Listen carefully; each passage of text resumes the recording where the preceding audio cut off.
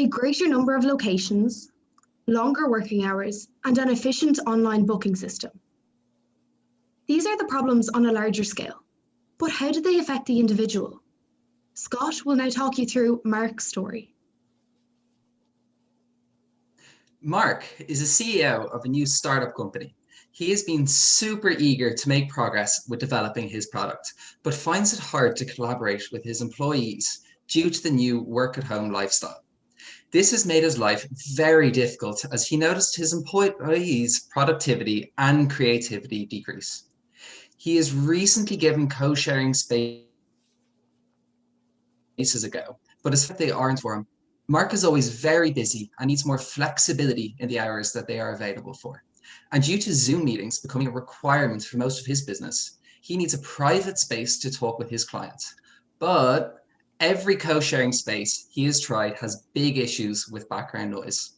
Co-sharing is not what he envisioned it to be. He expected great opportunities to find like-minded people through networking. Mark just wishes that there was a trusted company with a good reputation on them that he could use. Whatever will Mark do? Workden needs to expand its capabilities for customer flexibility, sound, privacy, and the customer's comfort. We will outline the solutions to these key areas, starting with our new app.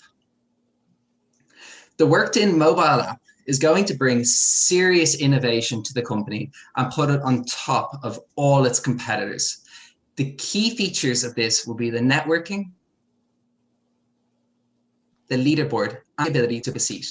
The leaderboard will allow for users who log on the most hours in Workden to allow for a more competitive environment for those hard workers, which in turn drives each other to success. Then, from here, we go on to the new networking feature. Here we see the networking page that the customers can use. Here, everyone who opts in has the ability to see others in their local Workden community. From here, you can talk with others and find great opportunities for collaboration. This will foster and promote the usage of Workden facilities.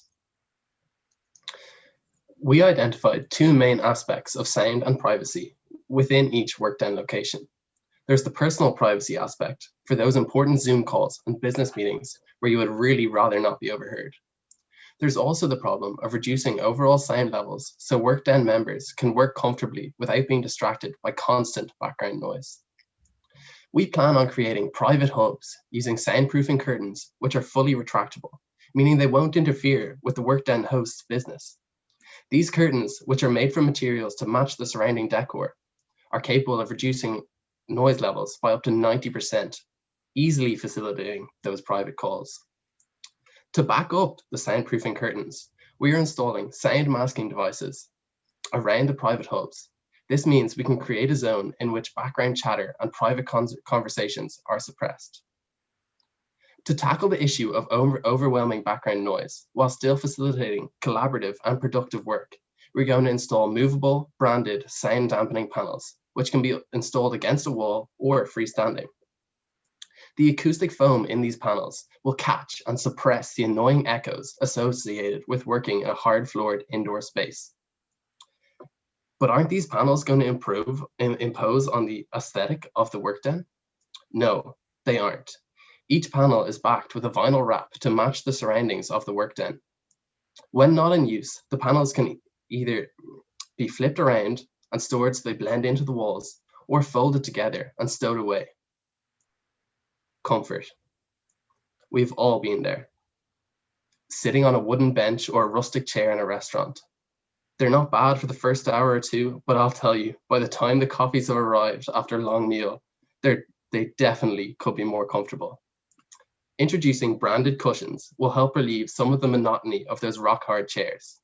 These cushions, although a small item, would be consistent across all our locations, helping to reinforce the unified Workden brand image between locations. In locations with little storage, a simple but effective Velcro strap attached to the bottom of each seat would keep the cushion secure and hidden outside of the Workden's operating hours. Quality and consistency is important across all locations. A remotely accessible camera, which Workden management will have access to at certain times, installed at each Workden location will ensure all Workdens are set up correctly and clean before the Workden opens, helping workers settle down easily each day. But what if all these things don't go to plan? Well, we've thought about some of the risks to our solution, which Alana will now talk you through. Thank you, Ben. With even the most stable of business models and engineering solutions, there will always be risks attached. That's why we've come up with this risk identification matrix, to ensure any possible risks are identified early and that we have effective mitigation strategies in place. The highest severity risks we have identified include lower than forecasted revenue and poor quality sound reduction. We have addressed each of these risks in turn. Bravery and taking risks are part of Workden's philosophy, and we see our proposal lining up with Workden's startup culture in ensuring that we are the first in the market to try new things.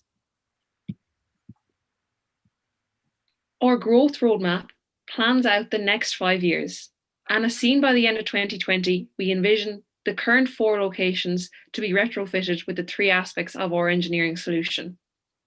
Upon success in the first year, we plan on growing year on year. By the end of 2022, Workden's currently secured 6 locations will also be viable. And by the end of 2023, there will be 25 cafes and restaurants ready. The fail fast model means that success for Workden will be long and sustained. And by the end of 2025, we envision a community of 80 Workden locations around the North American region. But what does all this mean for our customer? Remember Mark? Well, Mark was browsing his phone and came across Workden. And boy, he liked the flexibility he needs for a workplace. The collaborative environment that prospers in Workden give Mark a prime chance to collaborate with his team. The noise reduction capabilities in Workden has allowed for him to effortlessly have his Zoom meetings in peace. Additionally, the networking feature of the new app allows him to connect with people near him in a similar industry. Mark's business is booming, and he will be forever grateful that he discovered Workden.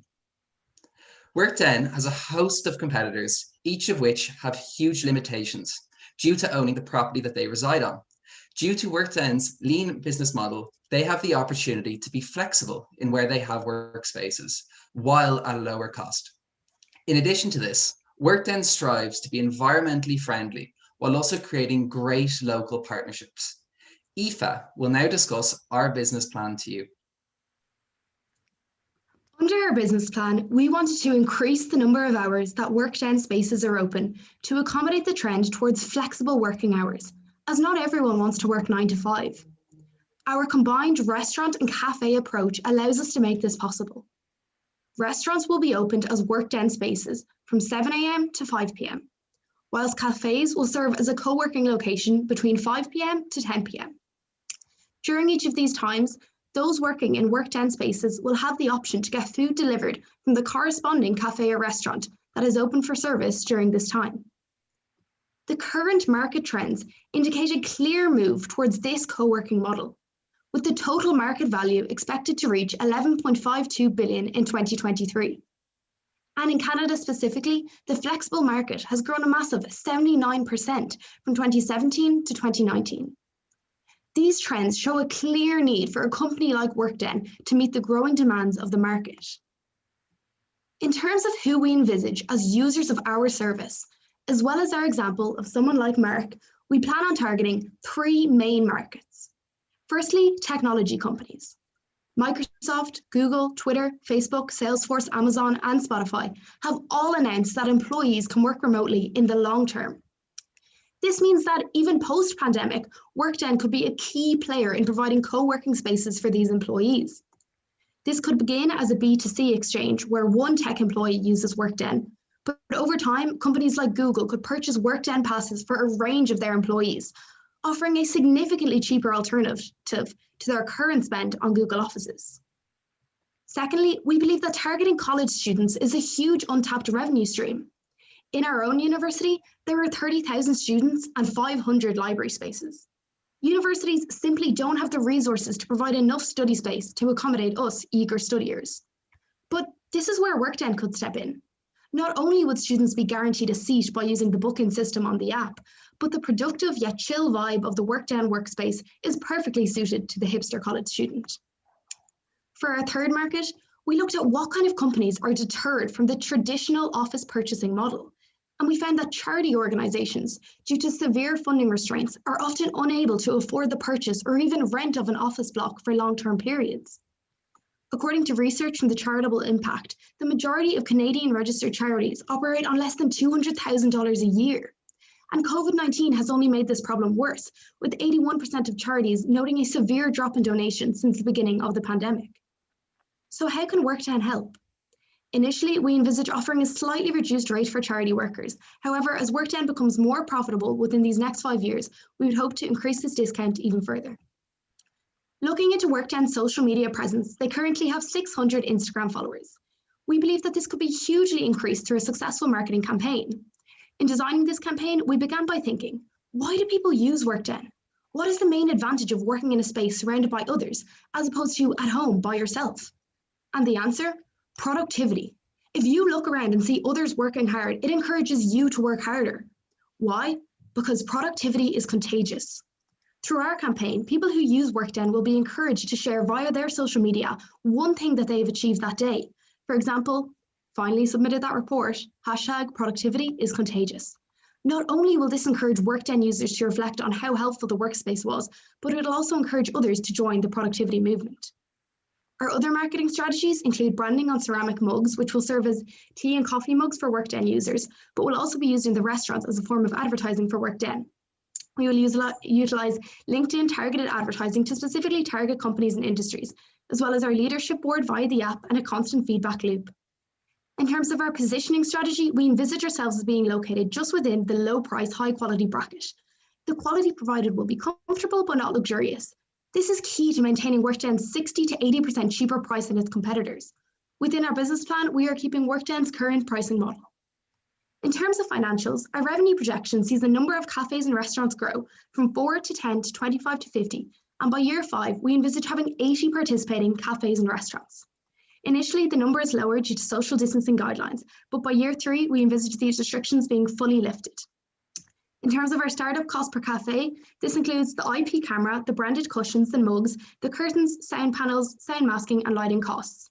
This gives us a total startup cost to fully fit each cafe of $2,697, as well as the one-off development cost of our app and our maintenance and costs of technology and marketing. However, our focus on social media marketing will allow us to keep this figure low.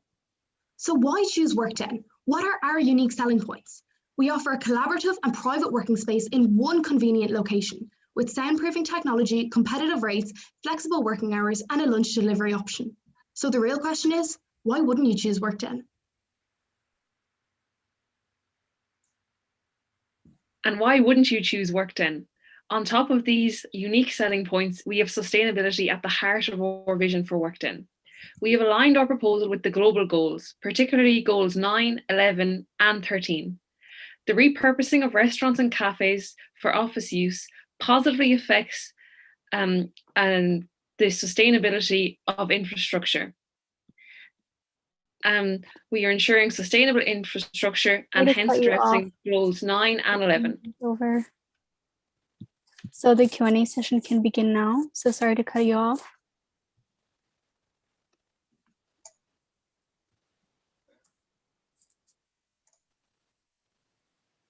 Thank you all so much for listening. We welcome any questions. Great presentation, guys. I think it was very thorough. You guys hit on a lot of points that were relevant. A few specific questions I had, maybe it's my own misunderstanding. At one point you messaged owning locations. Was that something I misheard? Yes, so in relation to owning locations, we were saying that other companies such as WeWork, for example, own locations, and then that's an issue with those companies. Was what we were trying to get across. And we were saying that it was a big advantage for us to not own properties. Perfect, excellent. And then one other question was in 2024 expansion to 50 locations, There's something mentioned, the active noise canceling phase. Can you elaborate on that? Yeah, so I can answer that. So we did look into a possible solution. It's called an active noise cancelling bubble. So there's a company developing the technology at the moment. However, we believe it wasn't quite at commercial stage yet, as in they're bringing it to market. So we believe by 2024, we would be able to implement that technology in our private hubs, meaning that it would be completely sound insulated from the rest of the Workden. Perfect, thank you. Could go next.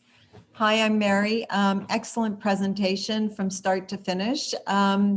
Just one question I have for you is you focused a lot on restaurants and cafes, but are there any other types of spaces that you could have explored to introduce Workden?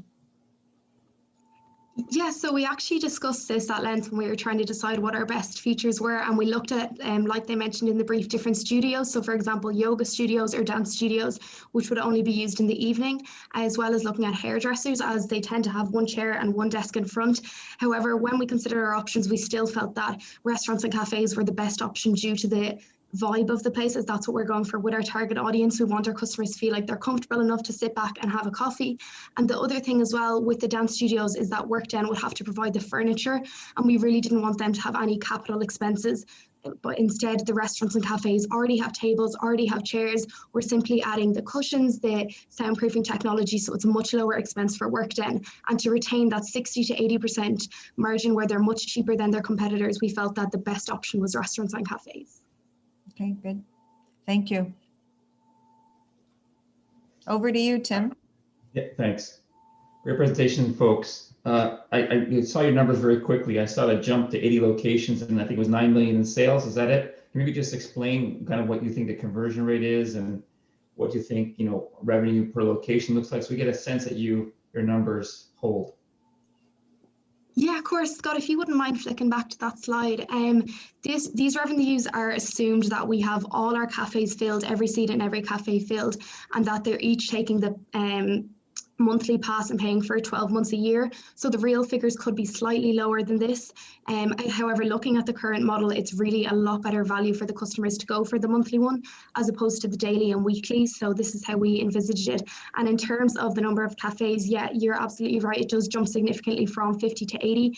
However, given the growing market trends, we believe that this is quite an accurate prediction.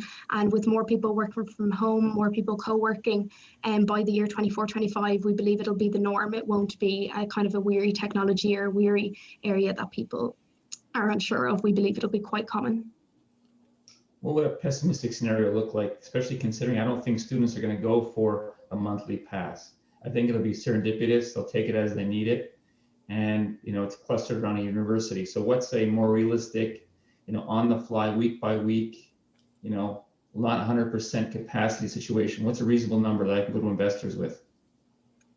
So if we thought that this would be the trend and that they actually wouldn't be going for the monthly pass, I would say this figure could be reduced by probably 30%, as we were expecting a third of the market to be purely students. As we ourselves discussed it, and we feel that we would go for the monthly pass. But like you said, if the market research didn't allow that, I would reduce those figures by 30%. All right, I'll welcome my colleagues to ask additional questions. No, I'm good. Sorry, I'm good as well. All right, we got the time. I'll ask you a few more for some fun. You know, why not? Talk to me more a little about your marketing campaign. You've got 3 target markets. I think these target markets have got different needs. I think, you know, the app features will be different. I think that, you know, the way social media is leveraged will be different. So how do you prioritize? Where do you start? And what differences do you see, you know, us needing to kind of understand in order to kind of target these different markets? Yeah, so I'll jump in and then someone can add if they like. So for year 1 and 2, we are really focusing on the tech market, given that these will be the ones who are mainly moving away from the offices. And yeah, they're very different markets. For example, the charity market is quite disconnected to both the student and tech one. However, we believe that this will really increase the CSR around Workden by working through charities, which will increase their customers as well.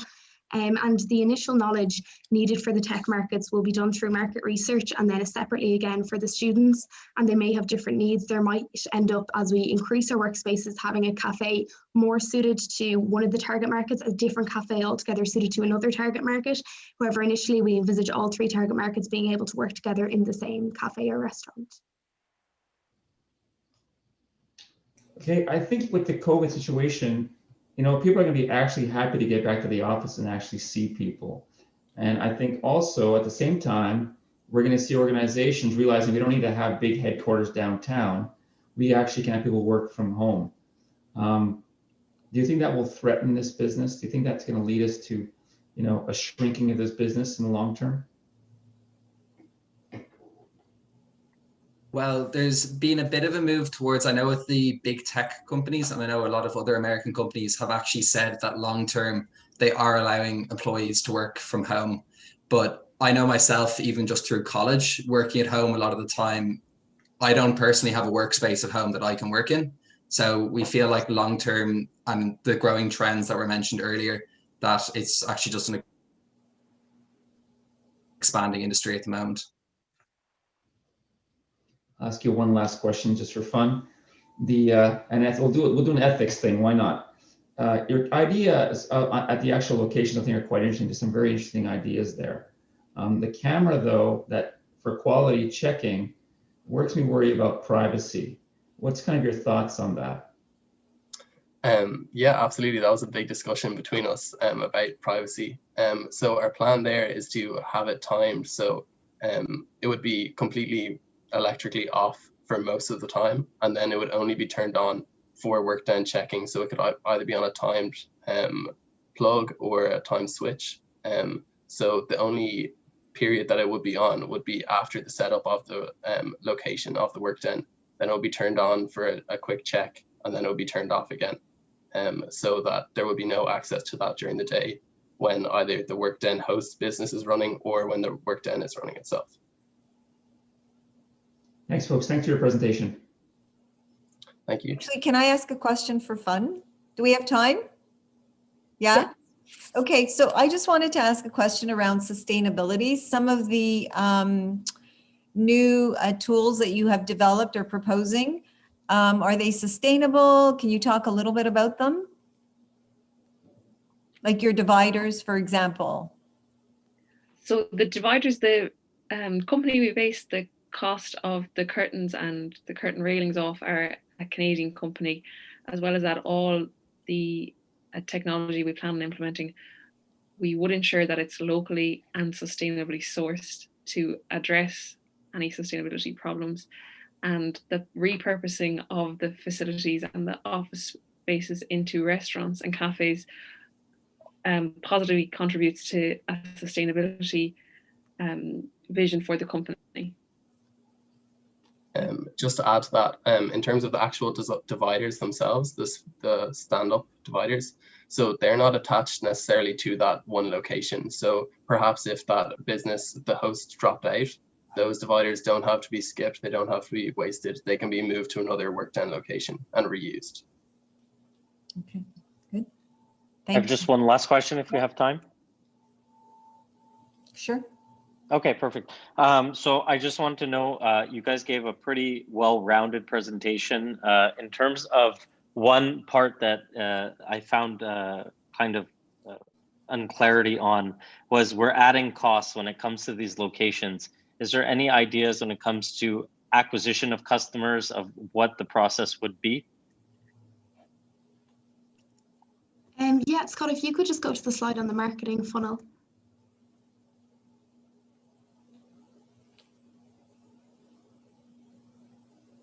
So in terms of acquiring customers, we envisaged this and talked about it as a 3-stage phase. So the first thing is the awareness, and this will be through our Instagram campaign, our current website. So Workden currently has a website, however, we'll be adding the app to that. So that'll be just initially creating awareness of our product, of what we're doing. The second thing is the consideration. So this will be talking about the importance of working in different spaces, of collaborating, as it's currently, like we said, a bit difficult when you're at home and you're not socializing, and we have to teach people that it's very important to actually go to a bigger collaborative workspace. And then in terms of the third thing is the decision. So this is where customers look at the competitors, like we talked about, like WeWork, and say, okay, which one is actually worth their while? And then through that, they will decide that our technology, our facilities are the best. So this three-stage process is how we envisage acquiring our customers. Thank you.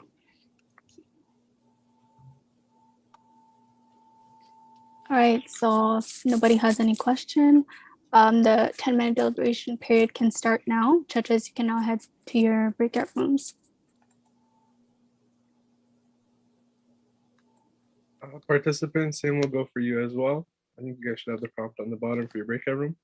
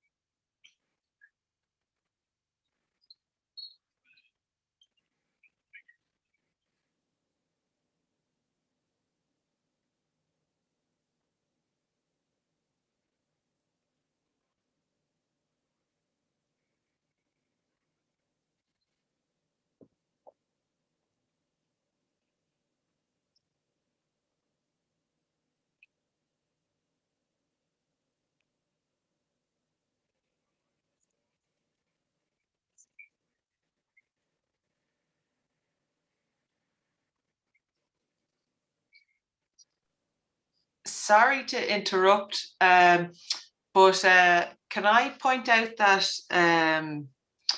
the team were cut off early. They were cut off at 14 minutes, 30 seconds.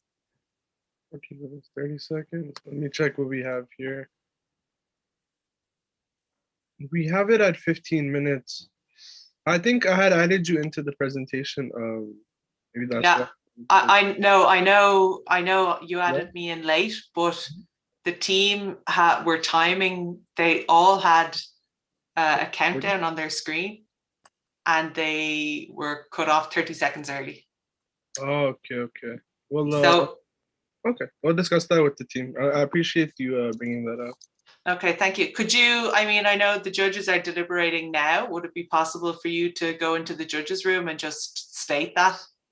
Sure, it'll be discussed, 100%. Okay, thank you. Thank you.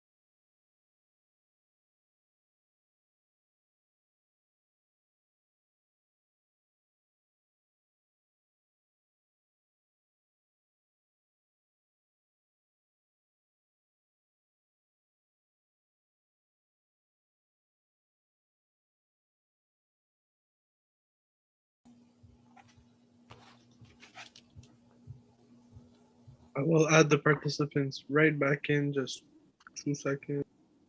Perfect.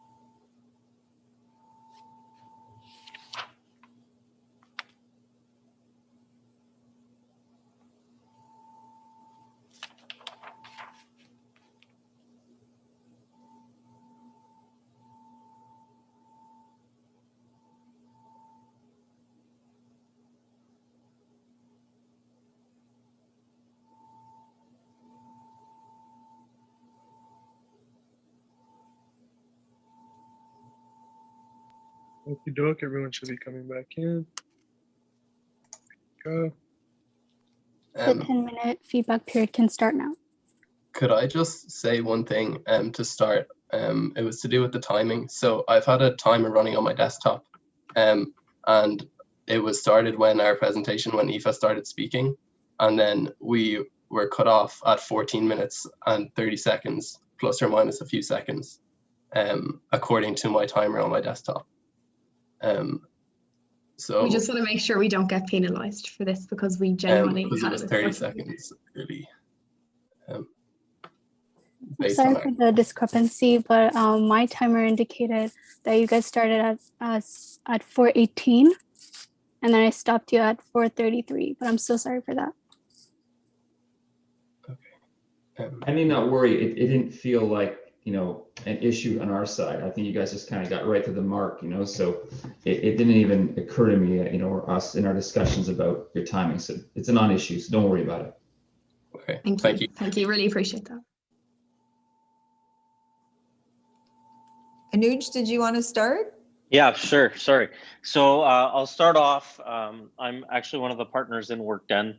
So I wanted to kind of give you a overall kind of where we got the idea and what our plan is. Overall, I think your presentation was excellent. I think you guys hit the mark in terms of all of the problems presented. I think it was well executed, well organized in terms of speaking time and how you passed it on.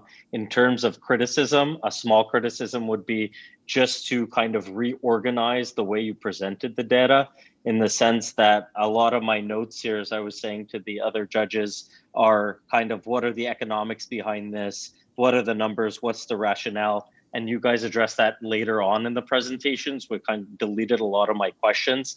So presenting the issue or the conflict followed by the resolution may result in more clarity when it comes to looking at a presentation from the outside.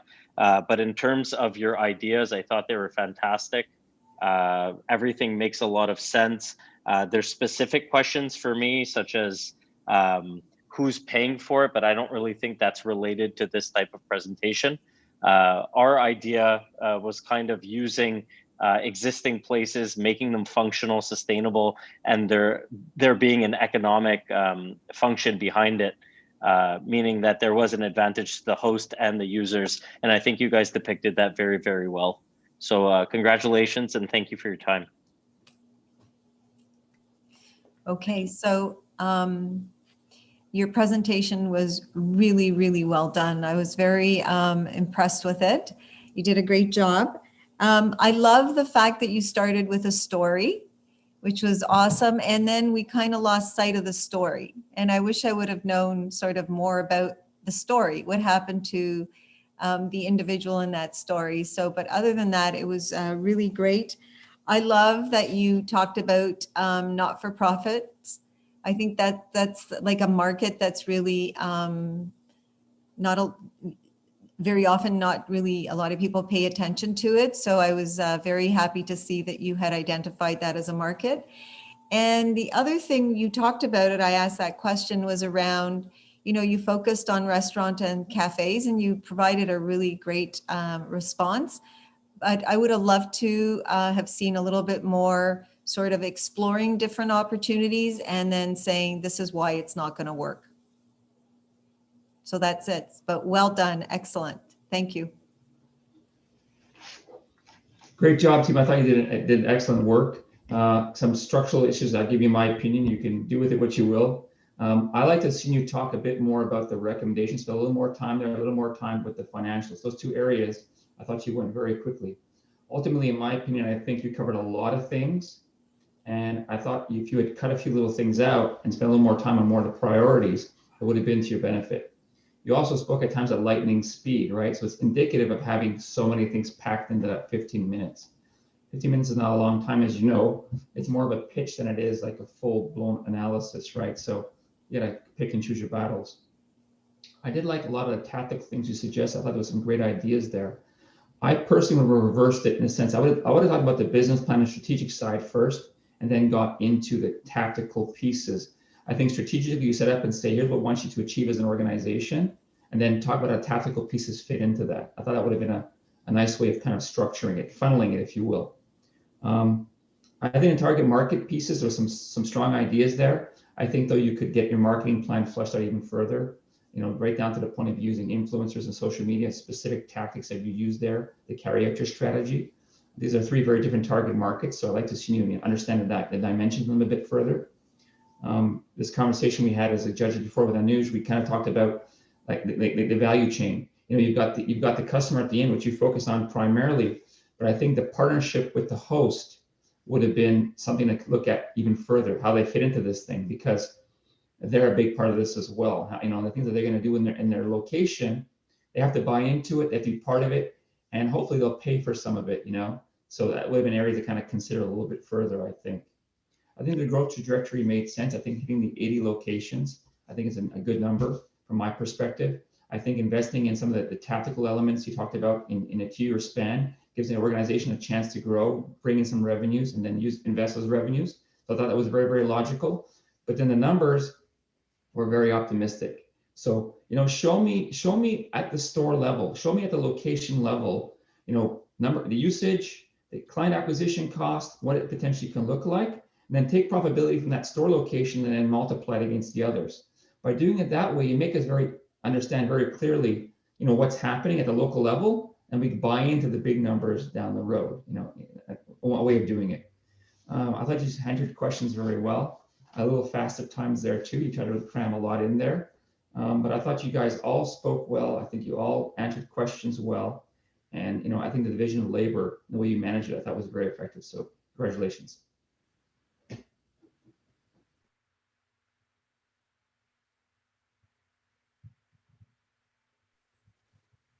Does anybody want to add something?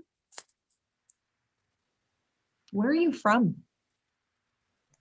Can you not tell by the accents? I can, but I'm trying to say exactly where are you from?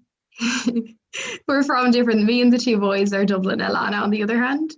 I'm from Mayo in west of Ireland. Okay. So I think that's it for now. You guys can leave the room. Judges, you can now input your scores. Okay, thank you. Thank you. Thank you very much. Thank you, guys. Thank you so much, and thank you for the case. And I really enjoyed working on such a new and innovative company. Thank you. My pleasure. Yeah. Thank you. Good luck. Thank you. Thanks. I guess what we'll do is, folks, we'll join the breakout room again to input our scores, because I mean, obviously the recording on the side, so we can just go into our breakout room. Sure. And work from it. Perfect. Thank you, everybody. So did you say we'll go to our breakout room, Tim? Okay. Yes. Yeah.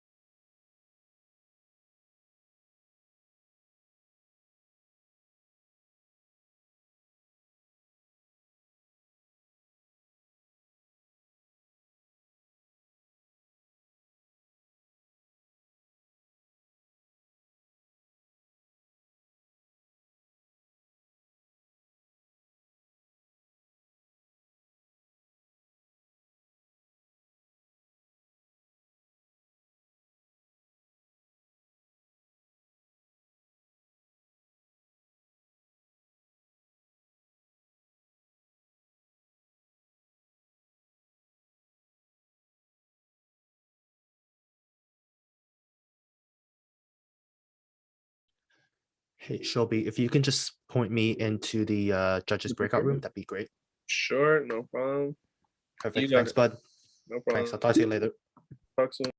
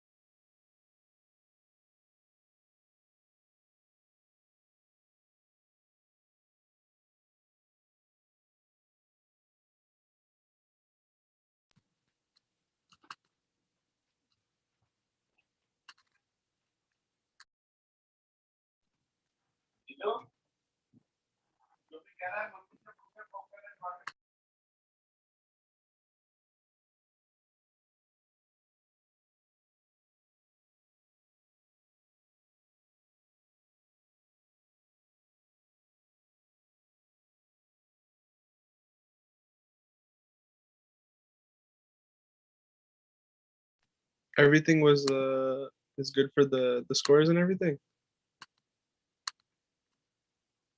Perfect. Thank you, Anuj, for the message. Perfect. Perfect. So I just want to know, I'm pressing save and it's the same thing. Yep. But it's okay, right? Like it is registering? Yes, exactly. It should be okay. Okay. No All right, perfect. Perfect. So all of that should be good. So we're gonna start back up at 5:40. Yep. So feel free to take a break, get a coffee, relax a little bit, and we'll see you guys then. All right, cool. Do we just use the same link or? Same link, yeah. Okay, sounds good. Perfect. Talk soon.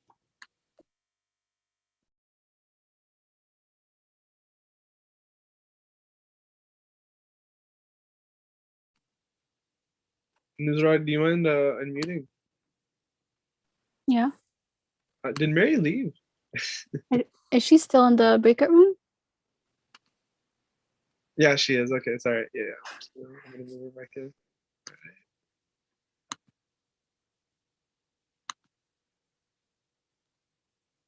Hi, Mary. Maybe she's gone because I told her to come back at 5:40. I'm here. Sorry, I was muted.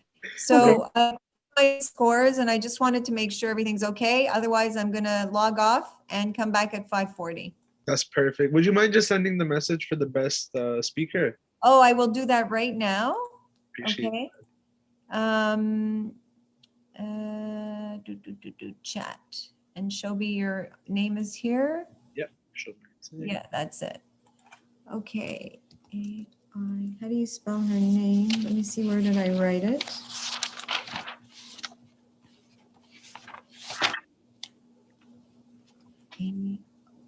A-O-I-L-E.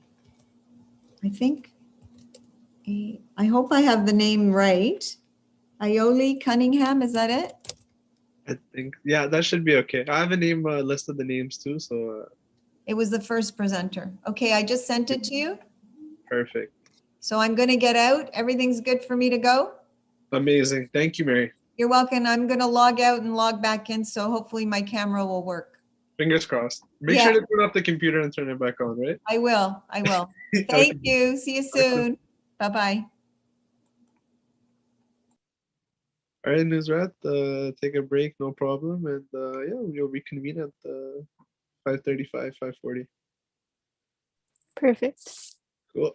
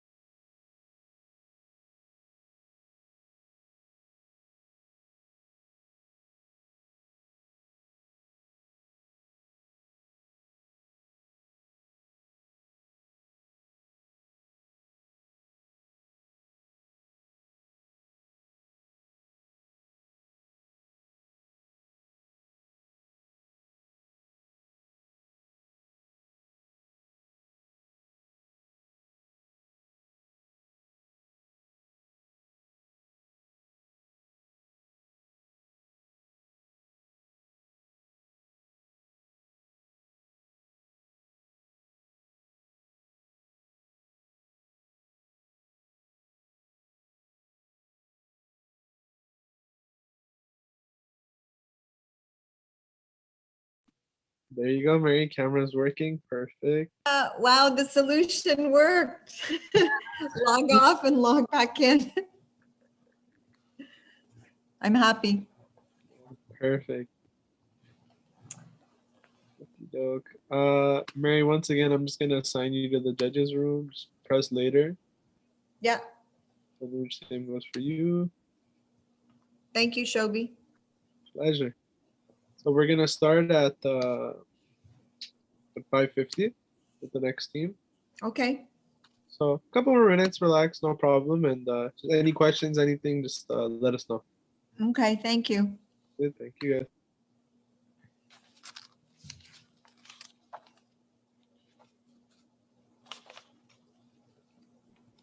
Mary, we can see you.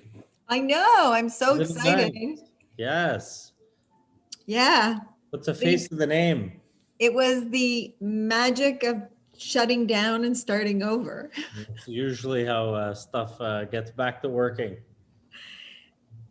Anyway, I'm happy. I felt bad my camera was off, but anyway, it's back now. So have you guys done many competitions in the past? I know, Tim, you mentioned you do these quite often.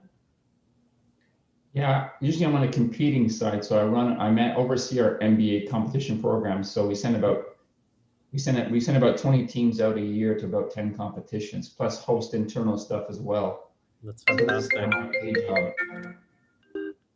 I've only done a couple. I've only judged a couple of times. Yeah. I'm on the board of ENGCOMM. Okay. But yeah, they had an emergency, and I said, sure, I'll give it a try.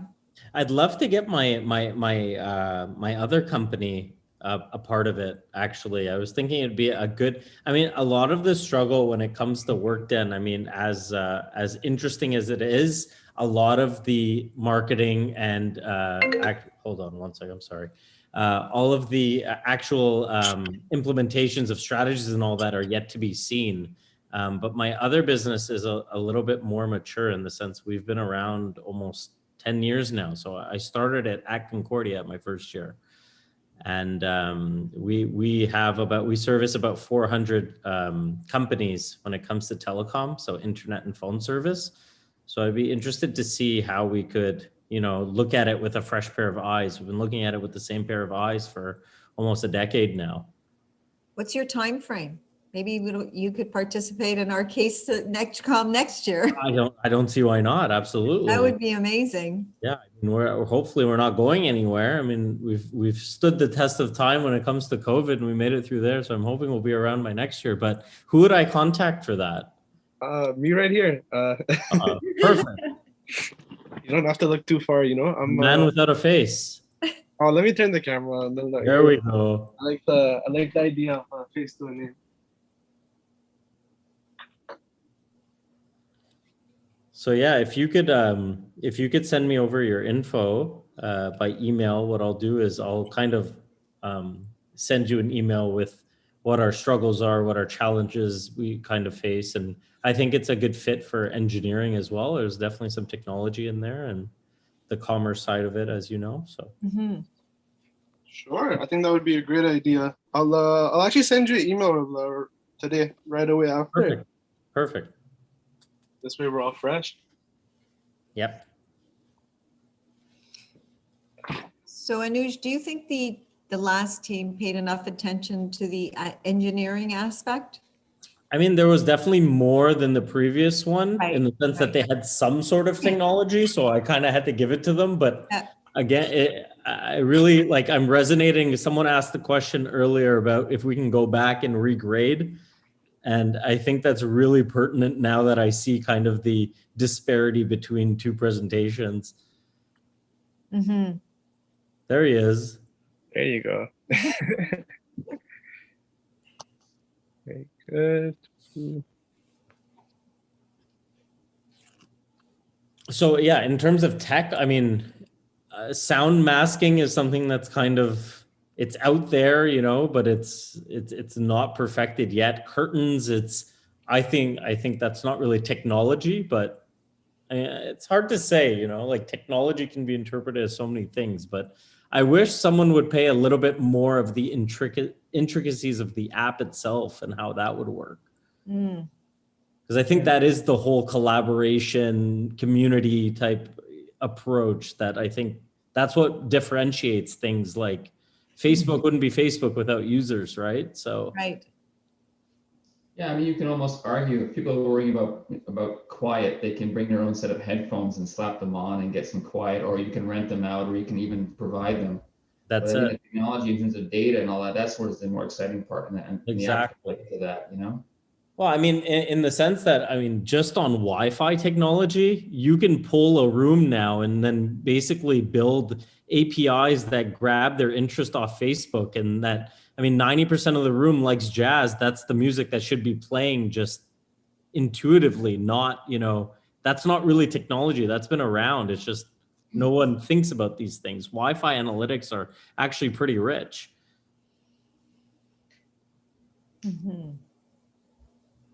Do you think a lot more businesses like should be using it? Because I feel like you see it a lot with the big malls and everything. You use the information a lot. But from a business perspective, like any business I've ever really seen, you never really, you never really hear about it unless it's done a lot in the back end. I'm not too sure there, but. I mean, I think that there's a lot of technology, but until you unify all of it, it doesn't make sense. I mean, we'd be so much more further along if everyone was on an iPhone, as opposed to people having Android and different things. We wouldn't rely at all on the cell phone towers. If it was up to, you know, if we were on one technology, we would just need data. There wouldn't be phone numbers anymore. But I think there's just so much competition. It's healthy. That obviously fuels innovation. But at the end of the day, until it's unified, I don't think it'll be seamless. But to come back to your mall thing, yeah, like I go to the mall, but do I connect to the Wi-Fi? Not really, you know? Personally, I do a lot, so it's free.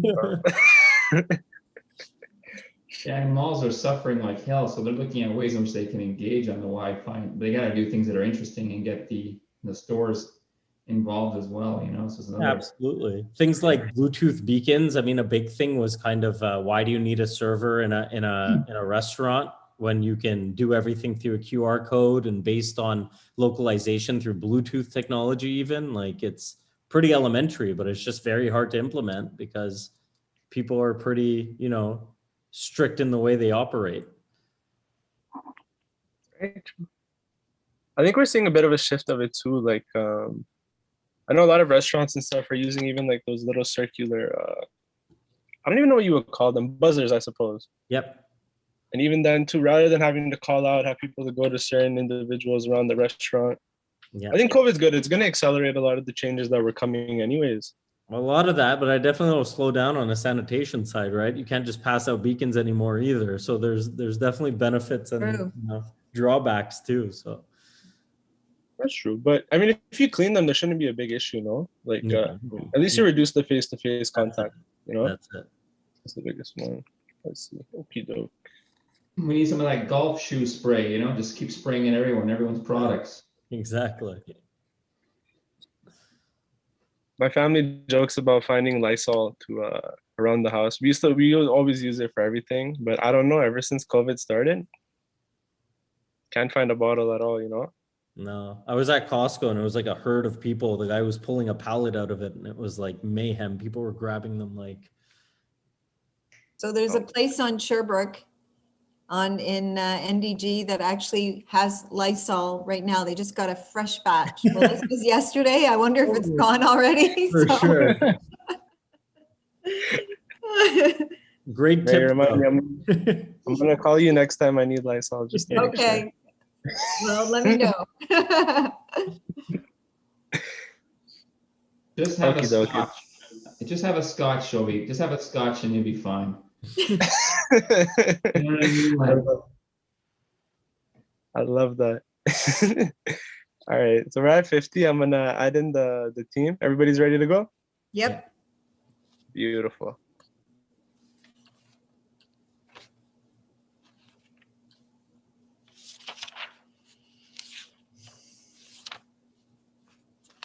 All right, team. If you don't mind just changing your names to have your team name in front of it, that would be appreciated. And I'm just gonna assign you guys to your breakout rooms. Don't just press later for now. And once the judging portion starts, then you guys are gonna hop in the room later on. Sounds good, everybody? Yep. Okay. Right. So yeah, so I'll be the timekeeper for this presentation. We're going to start with a 15-minute presentation, then we're going to move on with the 15-minute Q&A period, followed by a 10-minute deliberation period. Finally, there will be a 10-minute feedback period. I will be holding play cards where there are 10 minutes, 5 minutes, and 1 minute left. You guys can start screen sharing now, and I'll tell you when to start.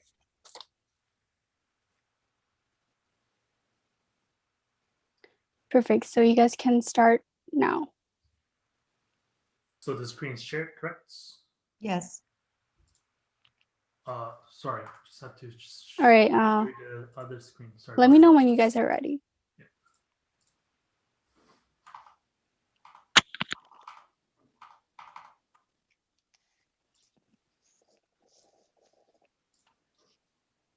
All right. Perfect. So can you start now? Yeah, perfect. So good afternoon, ladies and gentlemen. Thank you very much, Workden, for hiring us, Global Assets, to work on how we can have a sustainable co-working industry in the future. So we'll start by meeting the team. Today, I'm joined by my colleague Andres, Sarah, Frank, and myself, Wei, and we're Global Assets. So the mandate is how can Workden become a more competitive within the co-working industry by improving Workden's current approach and by acquiring more market shares. So analysis of the current situation. So as for the external factors, we have noticed that many competitors have been failing. So meaning that this is an opportunity for Workden to grab, as well as the teleworking overall is on the rise. And granted, it's COVID, it's during the COVID pandemic currently, but without COVID, teleworking is here to stay. And also real estate costs have been skyrocketing for a few years now, and this will be a problem for our competitors. So we can use this as our advantage. And finally, using a co-working companies is less expensive than opening multiple offices for bigger companies. So we can use that as well as our advantage. As for internal factors, Workden has a low cost, but it also has a low revenue due to its competitive pricing strategy. However, it is sustainable and has societal benefits, but it doesn't have any location yet, which will be fixed in the future. But also it offers fewer services compared to competitors like the giant within this industry, like WeWork and Regius. And next, I will briefly talk about the decision matrix. So we'll be choosing our partners based on 6 criteria. The first one is the timing, depending on when are the bars open or closed. And second one is how many space is available for us to use. Third, it's the storage, how many storage available for us to store our components. Fourth is the environment of the overall location. And the fifth one is will there be any employees available to help out Workden to set up all the tables and chairs. And finally are the locations of the partners. So as you can see with the arrows, we have chosen 4 types of businesses to work with. The first one is the bars, clubs and bars. Second one is the restaurant. Third one are the exhibition and galleries. And fourth one are the movie theaters. So now I will pass it on to Andres to talk to you about the engineering solutions. All right. I want to tell you guys about a new technology that is actually used in assembly lines in engineering industry. It is called a wearable chair. Now, just a couple of specifications, what this product is all about. The body is made out of aluminum, so we already know that it is lightweight. It has adaptable links for the length of the legs of a person, so you can go from short to a very tall person. The hinge that you see is connecting the red and the black link it's a 180-degree locking hinge, which makes it easy to fold and unfold for a comfortable position. The back braces and leg padding are molded around your legs and into your body shape. Next slide, please. Now, let's think about why would we choose wearable chairs to certain specific situations. Now, let's think about ergonomics and comfort.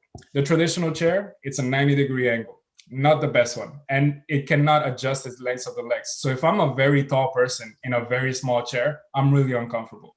When it comes to the office chair, we have adjustable height of chair and angle of sitting, but that is limited to a certain extent.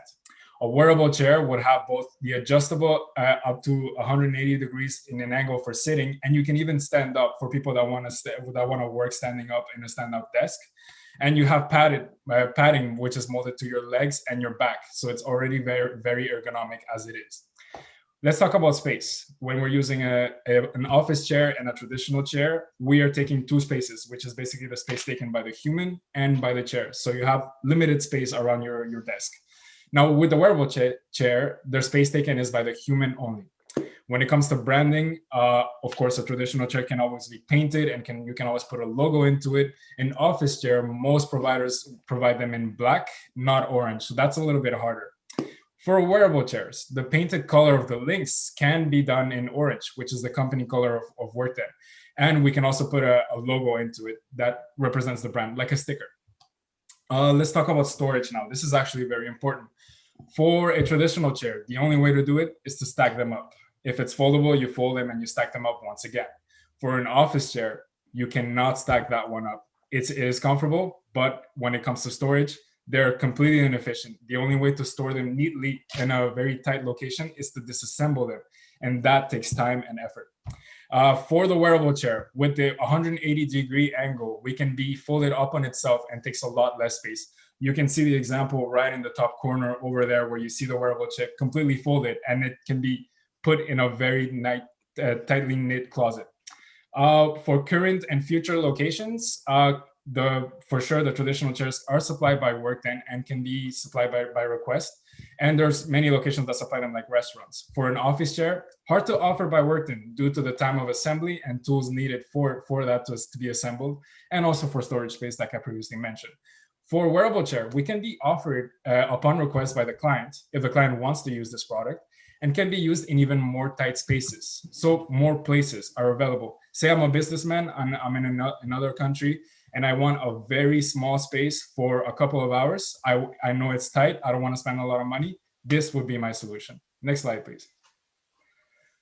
An alternative. Not everybody wants to use a wearable chair, right? Not everybody's comfortable with that. Some people don't like change. We can always adapt to foldable chairs. This is also another alternative that we want to offer for our client to be comfortable.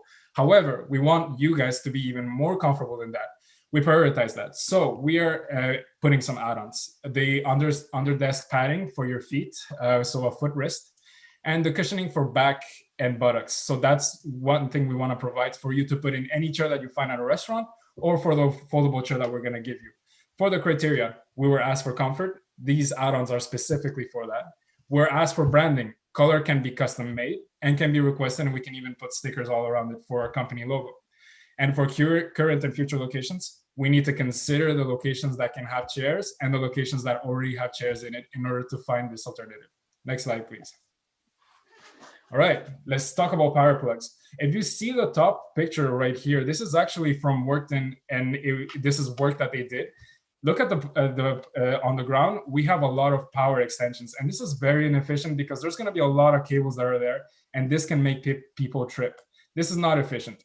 And there's no association with Workden whatsoever. People can pass by and see that and be like, this place doesn't know how to manage their cables. It gives a bad impression on the restaurant as it is as well. So it's a bad image.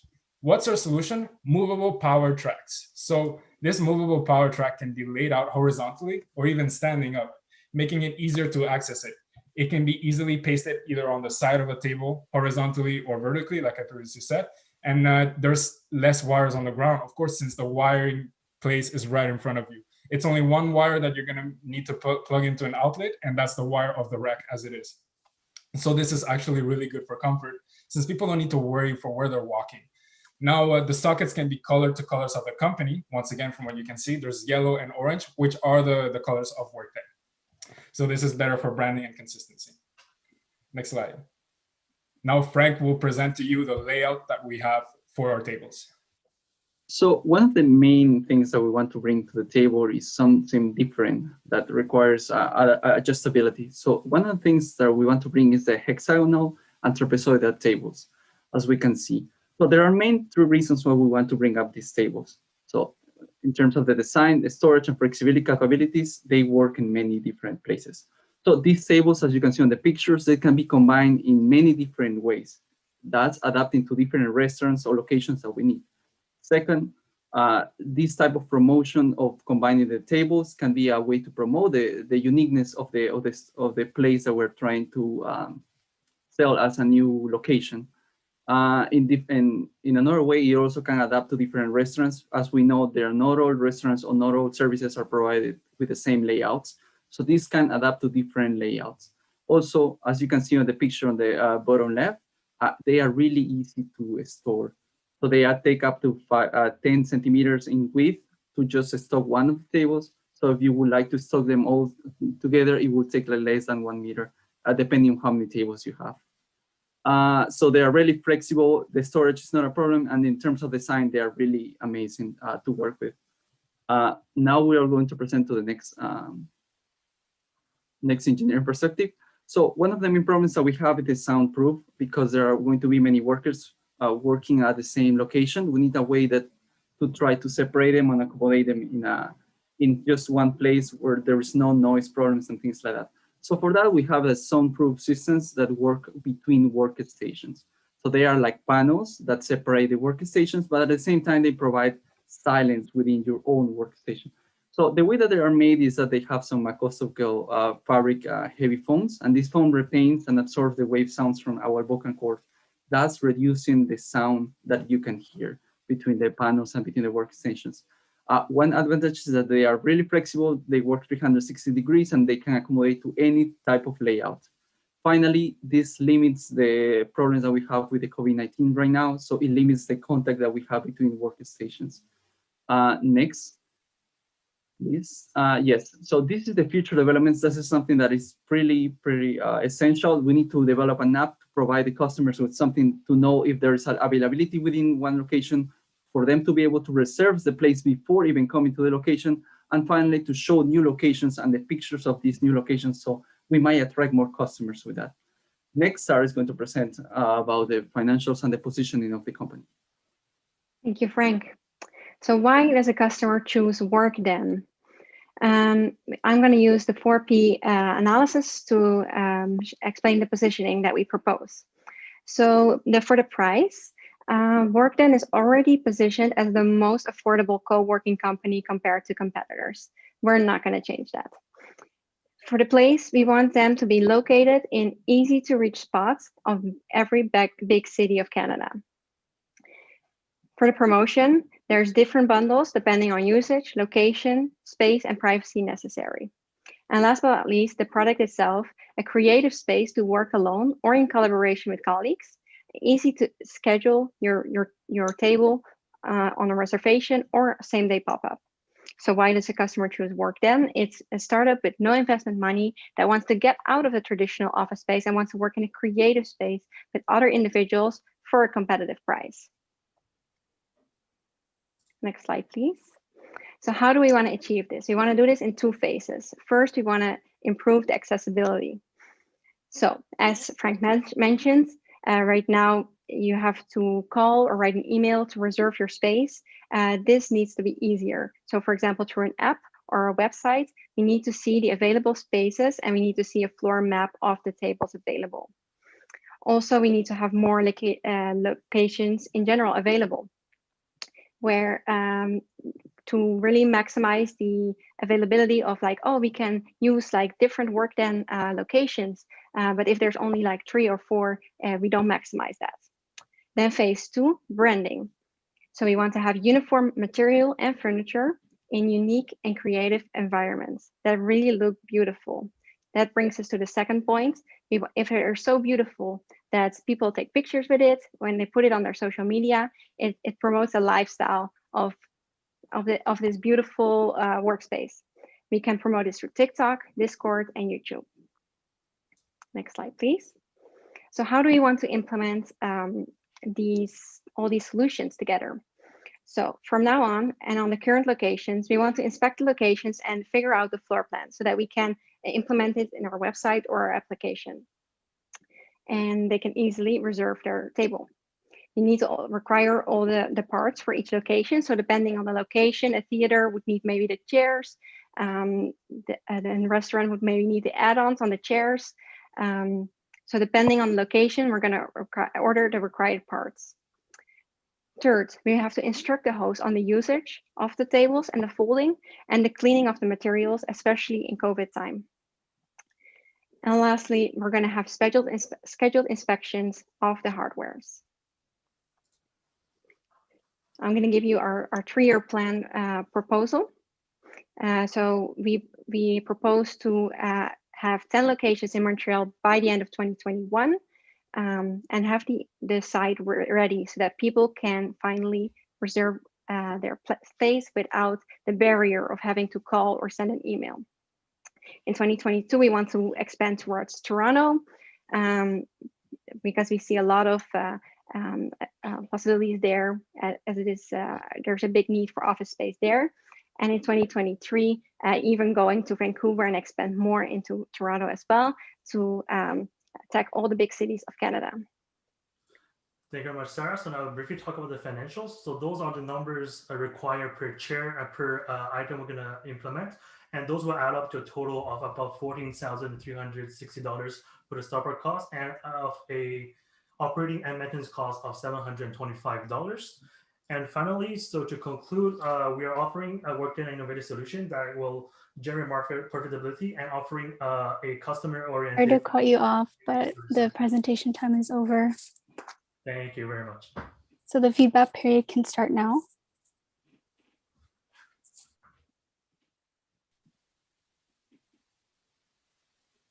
So great presentation, guys. I think you touched on a lot of points that were pertinent and relevant to the case.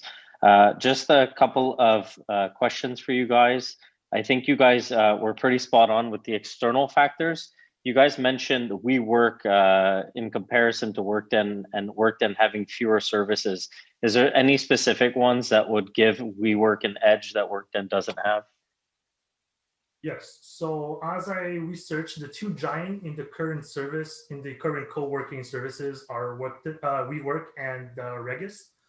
And if I remember correctly, WeWork offers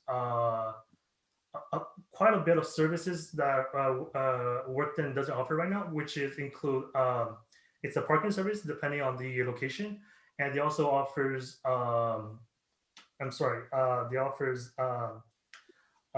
discussing rooms that you can reserve with number of tokens you have. As for Regis, they have like online presence where your company can use the address of a Regis and set it up as your own business, and there will be a front desk. They're like transferring calls for you, receiving packages for you, and ship it to you. So for sure, those are things that Workden cannot accomplish currently. So that's why we're trying to acquire more market share and then upgrade the whole software basically. Yes. Perfect. You guys mentioned that in the matrix where you show which locations are the best fitting for Workden locations, I think the one that's all green across the top is clubs and restaurants. Yes. Within that, it seems like there is already assets within those locations that have people seated. What would you do with the existing seating kind of the chairs in the locations if you were to introduce wearables into the locations? If you don't mind, I'm going to take this answer. Every engineering aspect of our solution, which I said they're specifically add-ons. So it's an add-on for either an existing chair or for a foldable chair that the client requests.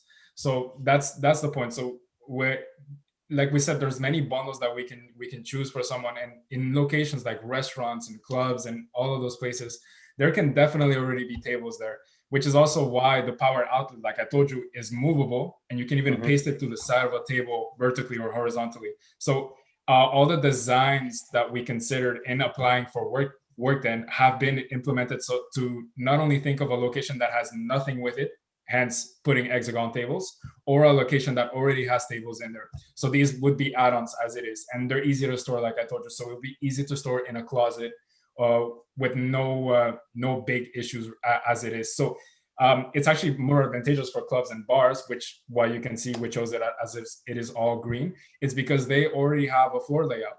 we don't need to take care of that, right? All we need to take care of is put in some plugins right in there, maybe some separators that we can definitely install on the tables, and put the ergonomic attire that everyone's going to need in order to work comfortably. Excellent. I wanted to just touch upon a little bit of the economics. I think the number was about 14,036, if I'm not mistaken, as a startup cost.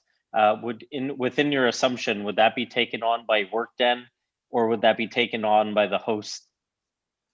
That would be taken on by Workden, because it's Workden that will be purchasing all these chairs, tables, and outlets, and will be property of Workden. So if something changes in one location, you can take those and bring it on to the next location. Yeah. Okay. And was there any metrics in terms of how to generate revenue, what the input would be to justify those costs? Yes. So currently, Workden has 3 options: the 1-day pass, the 5-day pass, and the monthly unlimited pass. So those will be the main source of revenue, and also those are not those are physical goods that we can keep for a long time. So Workden is not quote unquote losing money. So even so, you will be paid by itself over time, but we haven't calculated the payback period yet. Yeah. Perfect. Thank you. I'll pass it off to Tim or Mary. Okay, I'll go next. So thank you for the presentation. It was very interesting. Some novel ideas. So how did you identify the number of opportunities? Like you're increasing 10 every year. So how did you, what was the model that you used for that?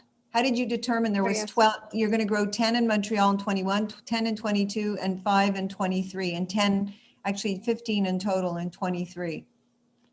Actually, we used the amount of that we found on the website. So Workden has currently 4 locations, and they're already ready to expand to 6 more soon. So we like the 10 locations is very doable in just 1 year. And with that frequency, we expect to expand also in the other cities of 10 per year. Based on what? What were you looking at in order to determine that you would grow by 10 in Toronto in a year? So basically right now, Workden has 4 locations in Montreal already, and they were planning to have 6 more by the end of 2021. So that's the current plan of Workden already.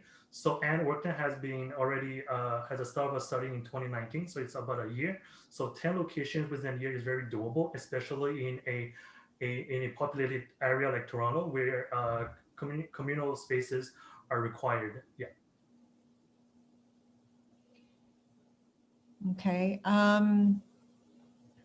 What kind of a business model would you be using? Is it a partnership with the different restaurants and clubs, or what would that look like?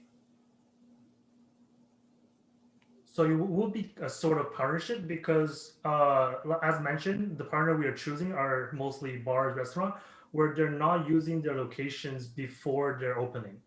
So we're offering them to have a sort of passive income to maximize their income.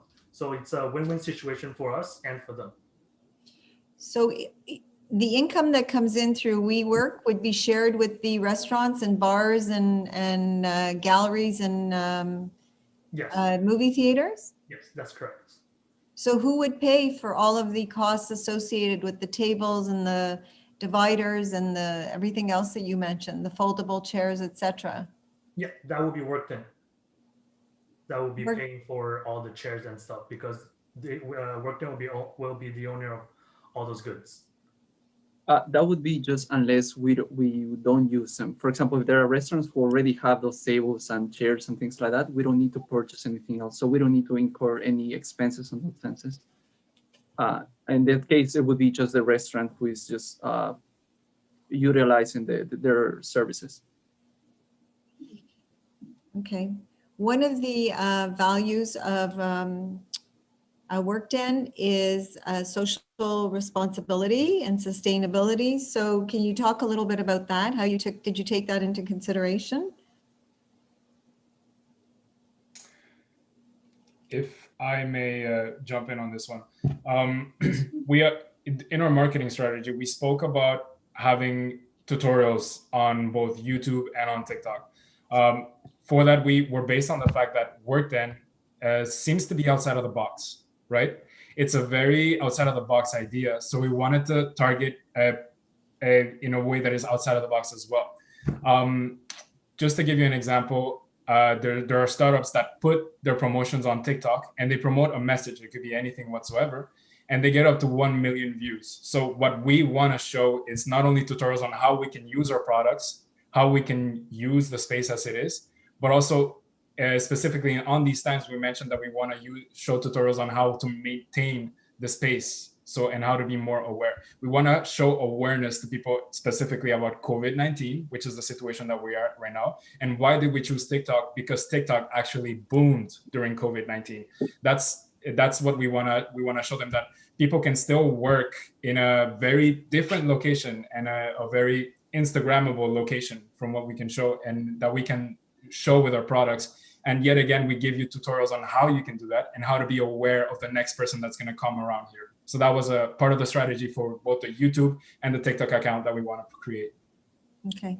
I just want to add on something. You mentioned something with sustainability, and our plan is actually to try to make the tables and all the sit-ons by ourselves, because that would actually reduce the cost that it takes us. Instead of purchasing them from external suppliers, it would be way cheaper for us to perform it, and it would be more ecological. It's less expensive to pay for somebody else, to do it ourselves, sorry, than to pay for somebody else. And also if it's cheap, sometimes it could be shipped from China, it could be shipped from our suppliers, and there is environmental impact that is being done through shipping those instead of doing it ourselves.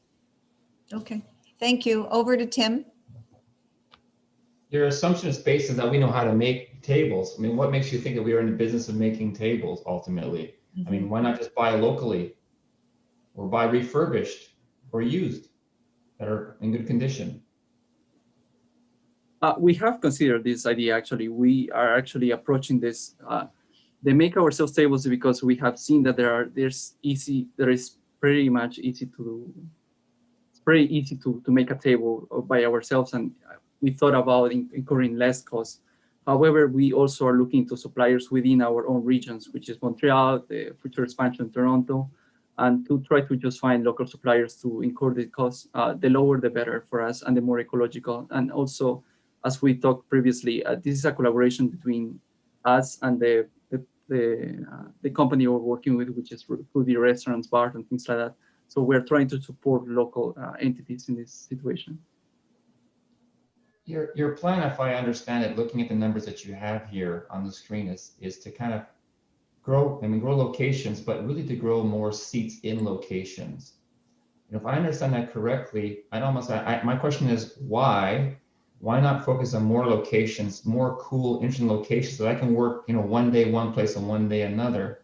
And importantly, why a wearable chair? To me, this really goes against our strategy of making it inviting and a nice place to work. A wearable chair is novel, but when I look at that, I don't see myself wanting to sit there for a very long time and working. So why not focus more on locations that are fun and interesting, and add locations rather than trying to fit more people into a location? Actually, the goal with the wearable chair was not to fit more people into one location. The goal with it was to actually expand to not only target office, but also specific individuals that maybe don't have time to look for a place where there's a table and a chair. So if you want a corner that is specific to yourself, and you could be space limited, absolutely. Not everybody thinks about a club or any place that they have available to it. Wearable chair could be something that we propose to them. And if you say that it's not ergonomic, I politely disagree with you, because this is actually used in assembly lines for automotive industries and for many assembly lines in engineering industries, where people are actually moving and twisting their backs and going underneath and doing all kinds of stuff. So this has been used in many ways, and it's quite ergonomic because it already molds into your body as it is. So it's just an option that we're using for very specific locations, which was actually presented to you guys as a very specific option. So we don't want to just target, we're only taking 5 people, by the way. That we don't want, we're then to act that way. We're not taking only five people as a group. If you're a one individual and have limited space and you want something cheap, even, go ahead. Why not? You're expanding your market. You're giving more people the option to actually see your product. We're showing Workden as someone that is open to more possibilities, not just singling, you're a startup, we only take you. You're 5 people, we only take you. If you're one individual that is specific, we'll accommodate to you. That was the whole point of Wearable Chair. The point of it was not to say like, oh, we have so much space, let's fit 60 people in there. That's not the point. Where do I put the laptop in that scenario? I mean, I got to work, right? So I'm sitting on this chair. Where do I put my laptop? But the chair doesn't include a table, of course, but we would think of putting a table there. But it's like I said, if it's a limited space, the same question goes there. Where am I going to put my laptop? On a table? Okay, but where am I going to sit? It's such a limited space. Once again, that was the goal of it, is if you're really limited, we want to give you an option. Well, there will be a table right here. In front of me, I have a table of 1 meter and 45 centimeters in width. It's the same thing. You know what I mean? It's very limited. It's a very limited space, but I'm sitting in an office chair. Maybe I don't have that much space in the place that I want to work. We want to give you an option for that. So you can still put a laptop in a table. I'm not sure if that really relates to the chair as it is, but there would be a table, obviously. If it's 14,000, then what's the return on an investment? So as I said previously, we haven't calculated the revenue yet. So we'll have to come back to you on that. The Q&A period is now over. So the deliberation period will start now. Participants, you can join the waiting room, and judges, you can join the breakout room. Thank you. Thank you very much. Thank you. Thank you.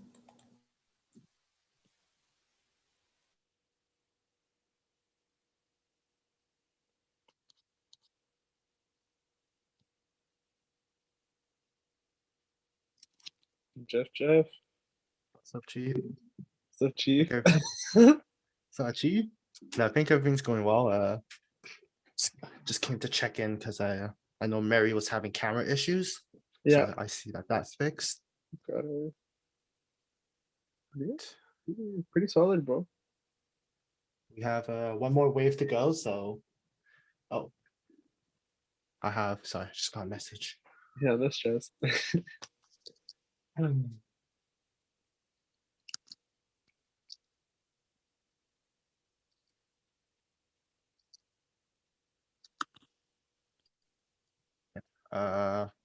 So I think everything's going well.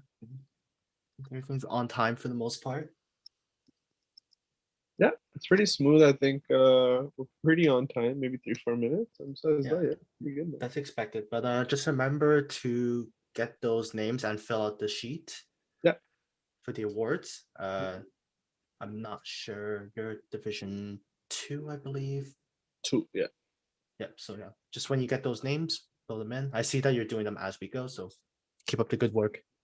I appreciate you, buddy. Thank you. All right, later, bud. All right, take care.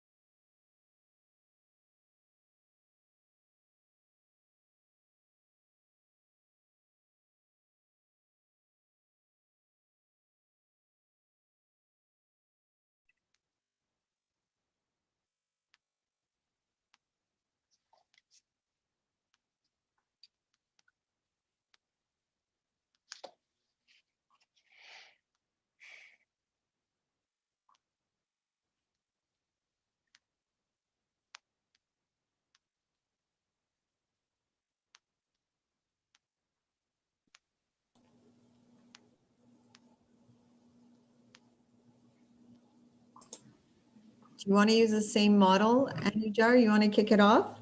Yep, sure, absolutely. Is everyone here? We're waiting for one more. Oh no, okay. It's here. Yes. Perfect. So you can start your feedback now. Okay, perfect. So great presentation, guys. Overall, I think you guys were very innovative in terms of your solutions. I think it's one of the first cases that we've seen in terms of participants that looked at it from a strictly innovative way. I think the ideas, I don't think anyone else thought of something like that. That all to say, at times I found the ideas to be a little far-fetched in the sense that they were addressing an issue that doesn't really exist. When we came up with the business concept of Workden, it was to get as many unique spaces and get as many unique businesses or individuals into those spaces. I don't think there's a shortage of unique spaces, especially in this city. And it was kind of to take advantage of those different environments and locations. That being said, I think your presentation was very good, very succinct, but it did lack clarity at times for me. I was often confused whether these were add-ons or full-out ideas. But all to say, I think we could focus on kind of being more clear in the presentation overall. I'll pass it off to Mary or Tim. Sure. Thank you. Great presentation. I really enjoyed it. I thought you had some really good innovative ideas. One sort of piece of guidance that I would like to give you is I think it's important to actually take into account a lot of the different aspects that were highlighted in the case that are important to the company. So look at their values, look at their sort of vision, where they want to go, and look at the sustainability angle of as well. I mean, I asked about it and I got a response around, you know, the app. And I mean, these are really critical aspects to the success of the business because that's the vision and the direction they want to go. So I would encourage you to pay a little bit more attention to that. I thought the chairs were interesting because they're the space. I mean, it's innovative. They don't take up too much space, but what would you do? What would restaurants do with, you know, the chairs they already have? So I don't need an answer now. I just kind of wanted to highlight one of those, the aspects that are innovative and costly. And yeah. So I will stop there and hand it over to Tim. Thanks, everyone. It was really great watching your presentation. I really like the fact that you dug into the location itself and looked at ways which it could be designed and looked at furniture seriously and looked at other ways in order to making the experience better. I mean, we can debate all day, you know, a particular idea, and I don't think that's as important, you know, as looking at it seriously. And even I like the fact that you looked at all different possible locations and evaluated them. I thought those are the two areas that stuck out in my mind and things that I really liked. You know, for better or for worse, the standing chair or the wearable chair, it came across as a centerpiece. And I don't necessarily think that was like your intention, but it was delivered that way. So it's natural for me to kind of go after you with that chair. I mean, my job as in the Q&A as a judge is to challenge you on the things that you've proposed to us. So that's the spirit of this, right? So I ask yourselves, did we mean to do that? Did we actually mean to make this really as big a centerpiece as it was? If not, restructure it. It could have been easily one piece of one idea, one slide, and we probably never would have talked about it again. And when it's, you know, kind of zeroed in on it. I think it was the mandate well. I like to see though the analysis or business side and the innovation side covered, you know, in a more balanced way. I think you went through the analysis discussion very, very quickly. You didn't have enough conclusions there to support some of the recommendations that you made, and really, innovation and engineering side should be justified from a business standpoint, from a client standpoint. So I'd like to see you talk about the client more specifically, the partners in terms of the restaurants or cafes or wherever we're working with and how that relationship can work. That would have been a good thing to flush out. I did appreciate the costing of it, but then of course you have to have a return on investment. It's so important. And in terms of like the customer, the marketing piece, you are still at the idea generation stage. You know, you just can't talk about social media. You just can't mention an app. You have to show us how it's going to work, what time frame looks like, how it's going to connect with the audience. This is an all important part of being able to make that brand and accessibility kind of work together in an effective way by demonstrating how to communicate that effectively to target market in a way that resonates well with them. So that would have been, I think, a crucial piece to kind of add on overall. In the Q&A, I think you guys rallied really well. I think you fought very hard to kind of sell your ideas. My suggestion would be to shorten your answers, though. They were very long at times, very circular, and an indication you try kind of, skating in a way and try to, fight back and rally back. Look, you can never answer all questions perfectly. In my view, you're better off giving a clear, succinct answer, defending your position. And you even said at one point, Andres, you said, respectfully, I disagree. Perfect. We don't have to agree. You have to simply try to convince me or put a shadow of doubt in my mind. And that was what you're trying to do. But clear, succinct answer, and then move on to the next question, because as you get asked more and more questions, you get more and more opportunity to shine. And if you get asked 3 questions and struggle with 2 versus being asked 7 questions and struggling with 2, it has a big difference. It leaves a very different kind of ending to your presentation, okay? So, zeroing in and clearly and being concise would be important. Ultimately, your job in your Q&A is to revert back to the overall plan.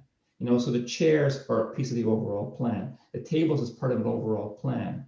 So if you can bring it back to the overall plan and vision of the recommendation and plan, it kind of takes away the steam of questioning you on a chair or a table, because that's not as important as the overall plan. So make sure that everything is directed back to what you're trying to achieve for this company strategically. If you can do that, you can almost sell any idea, in my opinion. Congratulations, guys.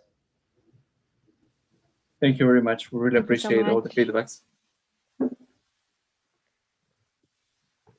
Thank you. All right, so participants, you can leave the room. Thank you. Thank you very much. Have a good day. Bye-bye. Thank you. Bye-bye. And judges can now input your scores. I think we should head to the breakout room to. Okay.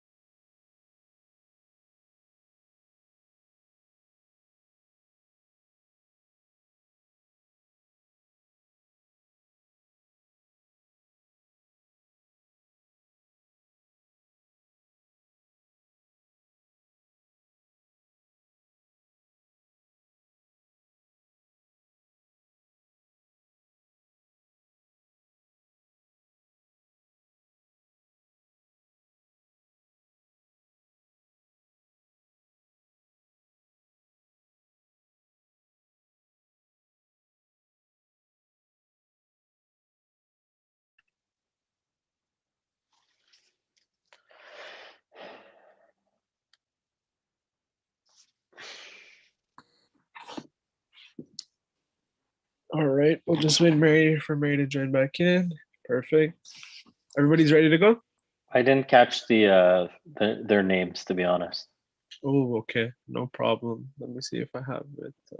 I have it here open.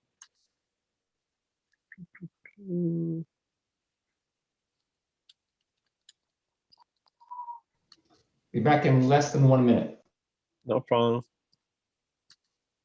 I actually have the names. Do you want me to write it in the chat? Please. If you don't mind.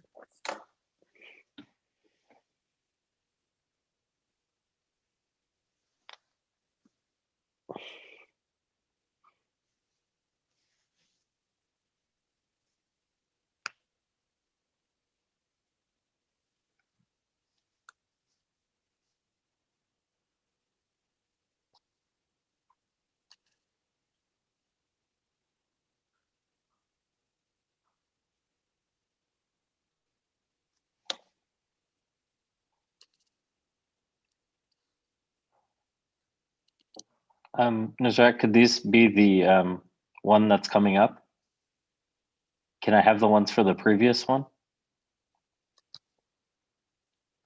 Oh, yeah. Nizra, do you have the names? If not, I have them right here. Let's try.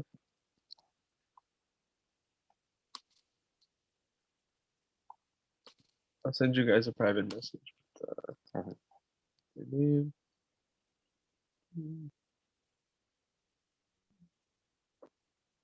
Okay, perfect. There you go, and there you go.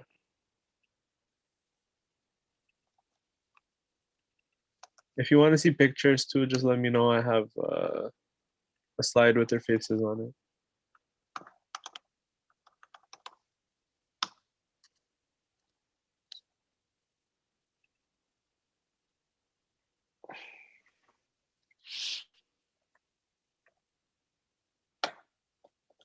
Okay, perfect. Okie doke. So everybody's ready to go for the next round. Good. All right. I'm gonna let the teams in. All right. Hi, team. If you guys don't mind just putting the name of your team before your names. And then, yeah, everything should be good. I'm assigning you guys to a breakout room. Just press later. When the judging starts, you'll be joining it then. And yeah, Nusrat, you got it from there. Hi, everybody. I'm going to be the timekeeper for this presentation. We're going to start with the 15-minute presentation. Then we're going to move on to the 15-minute Q&A session, followed by a 10-minute deliberation period. Finally, there will be a 10-minute feedback period. We'll be holding play cards when there are 10 minutes, 5 minutes, and 1 minute left. You can share your screen now, and I'll tell you guys when to start. We have a it says that we need to join breakout group. Do we do that right now? Just press not now. Okay, because I think one of our joined. No problem. I can just reassign them back in. Okay, yeah. Thank you.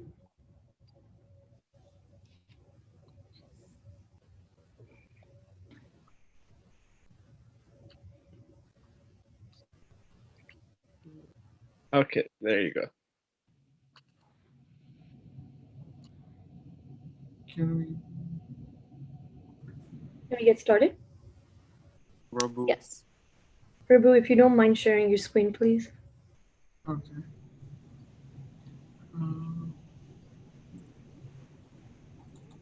Yeah. Okay, I'm gonna get started. Hello, everybody. My name is Puneeth, and we are the Flame Consultant. My name is Katul Soni. And my name is Rabu Gandhi.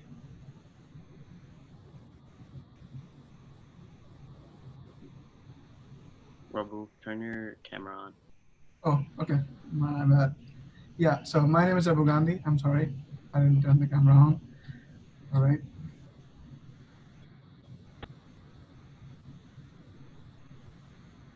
Can you go I to think the there might be. problem there. The last team member is Shreeman over there, but I'll get started with our presentation. So if we scroll down to the executive summary, I could start summarizing a little bit of our project for you. So we basically took the reputation and the company that we already were given, which is called Workden. So the only thing we did was do modifications and apply some new technology to that. So since we already know that Workden had a lot of locations in Canada, but our goal here was to expand it to North America and then bring it to America a little bit more. So some of our target audiences here, which we were going to implement later, were small businesses, cafes, airport hangars, restaurants, and nightclubs as well. So mainly here, we wanted to look at the fact that we wanted to rebrand the locations and make them unified. So we made custom tables, custom chairs, dividers, and bean bags, and they all have the Workden logo in there. We'll show you sketches, some of the sketches later, but that was our goal, to give it a new look. So every location looks similar. Now, if Shreeman would like to talk about the introduction of our proposed business. So Workden is a co-working company founded in 2018. The establishment was founded on the idea that Workden has an obligation to make sustainable decisions. So Workden does this by repurposing urban real estate offices for office use. This helps the society by partnering with local companies and helping them stay in business, while also strengthening the surrounding businesses by creating more people. And Workden embraces the startup culture by trying to think of new ideas as proposed by Puneet earlier. And this level of creativity allows the company to stand out from the competition. Currently, Workden sells both to individuals and large corporations. However, 80% of this current sales come from B2B sales. These B2B sales come from B2C sales as consumers tell their bosses and other members to bring their whole company to work with Workden. Each location is unique as each restaurant or venue is different. Workden prides itself on the uniqueness of each location and providing its own material for its customers. Problem statement. So due to the ongoing COVID-19 pandemic, Workden's partners are facing difficulties. The fear of getting COVID has led to less people working, which led to a loss of revenue. Workden needs to improve its current service offering and expand to new locations. Each customer should feel a similar experience at each location. Workden also needs to be cheaper than the competitors and provide a quiet place for their customers. As well as if a customer wants to attend meetings, there should be a private room available where customers would be able to talk. Each location must be uniform, showing like an ideal brand image, and while also creating a comfortable environment for their customers. Here, if you look under 2.1, we mentioned the new implementations we would like to introduce, which like I discussed, would be branded furniture in entire stores and also some new locations. We also will talk about in detail what we meant by our coffee machines, custom coffee machines. We also have new modifications in promoting the app and also using the app more often. So COVID is in mind. And also we will have printers, and as well as blankets and pillows will be provided if somebody needs more comfort in any location. So some considerations we would like to add in order to break down some of the information you guys just listened to regarding what we would like to implement is that in the short term, we would obviously have to keep COVID in mind. So in order to have safety for people coming in, using their workspaces and leaving day to day, there will be strict local restrictions for safety. Therefore, every client that we have coming in will be temperature tested. Guests must be wearing masks at all times. There will be sanitizer stations and wipes located in multiple areas of each facility. Depending on the size, there will be more or less. And each seat and area will be cleaned after, which will increase our short-term costs, but it will be safer for the community, which is what matters more. In the long term, in order to have the Workden branded furniture, I know they mentioned in our problem statement that we need to have some similarities between each location. Therefore, having Workden branded furniture in the long term would mean that we would reach out to a distributor and have them make furniture, tables, chairs with our logo in order to get our name out there more. And also it will be more cost effective, as we won't be looking for different distributors each time. It'll be easier on us to order from the same company, similar products, which means that the cost per unit over time will be less because we'll be ordering in more bulk, and we'll create that uniformity between each location. We can also accommodate to our clients' needs better. As we hear what our clients like and dislike, we can custom order what they would prefer. So I would go over now the implementation of the plan. So basically what the commodities that we are thinking to accommodate in this plan is like chairs, which would be easily like comfortable and easy to transport, and the walls are the areas that are concerned for each and every person occupying the space. The privacy needs to be taken into account. For that, soundproofing walls are also provided.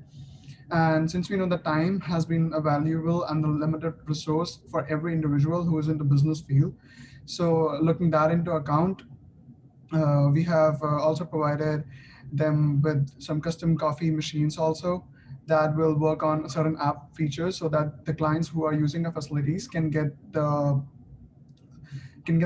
privilege of using coffee with just a click of a button that is available on the app, and they can scan the QR code on the vending machines to skip the line, basically to avoid the spread of COVID-19. And the machines are smart enough to clean themselves and to sanitize themselves, so that all the necessary measures of COVID-19 have been taken into account. And all the materials that we are going to use, be it for construction of chair or the boards that are implemented for walls for the privacy, are biodegradable, to keeping the environment safety into account as well.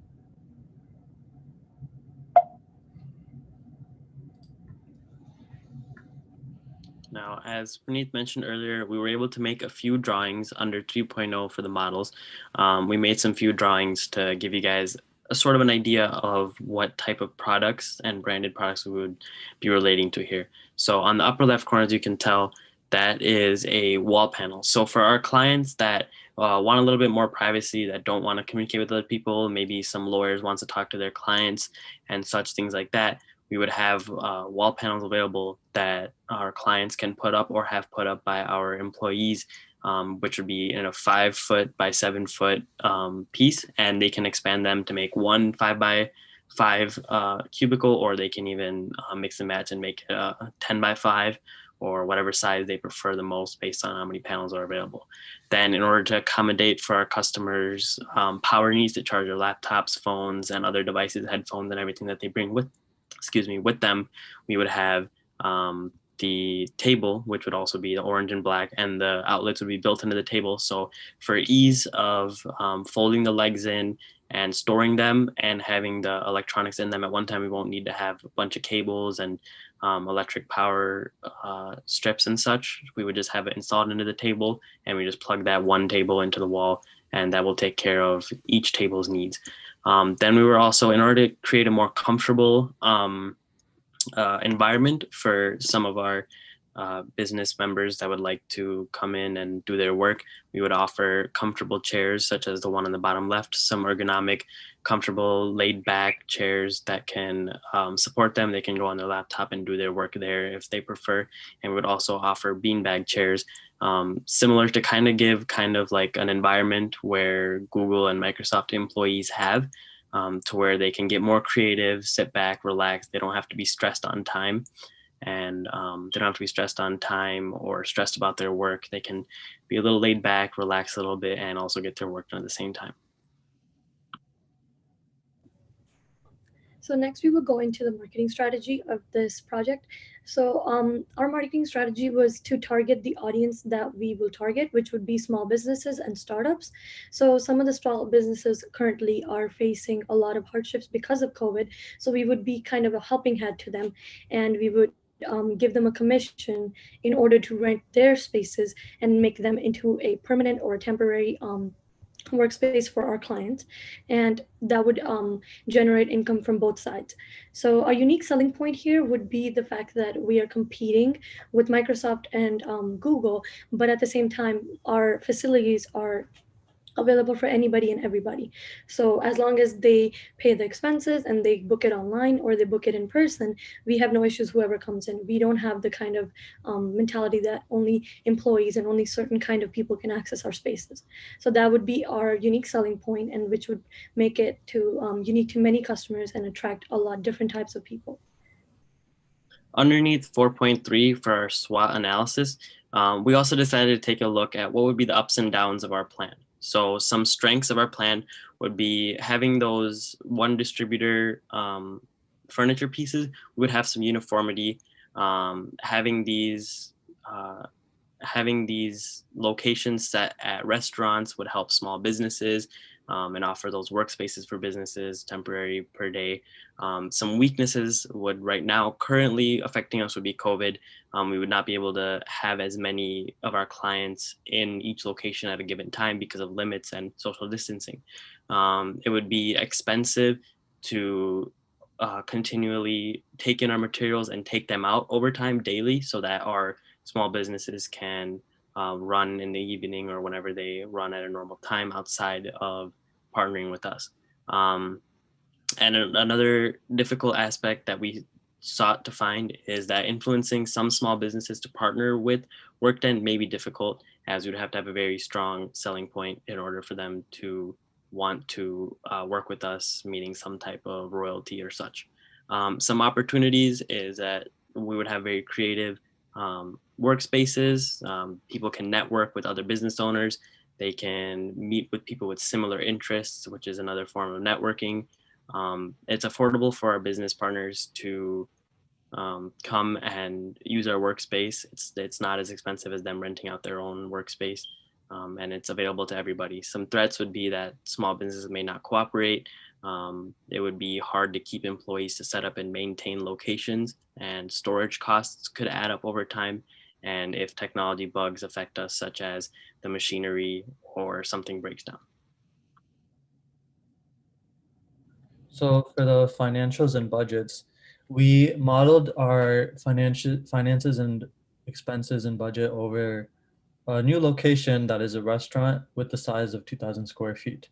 So based on the 2,000 square feet, we calculated that the maximum occupancy would be 200. And that is based on the fact that one person in a restaurant uses about 10 square feet of space. So due to COVID restrictions, the maximum occupancy would be below that, so 100. So it would be at 50%. And then the average staff size is 25 people.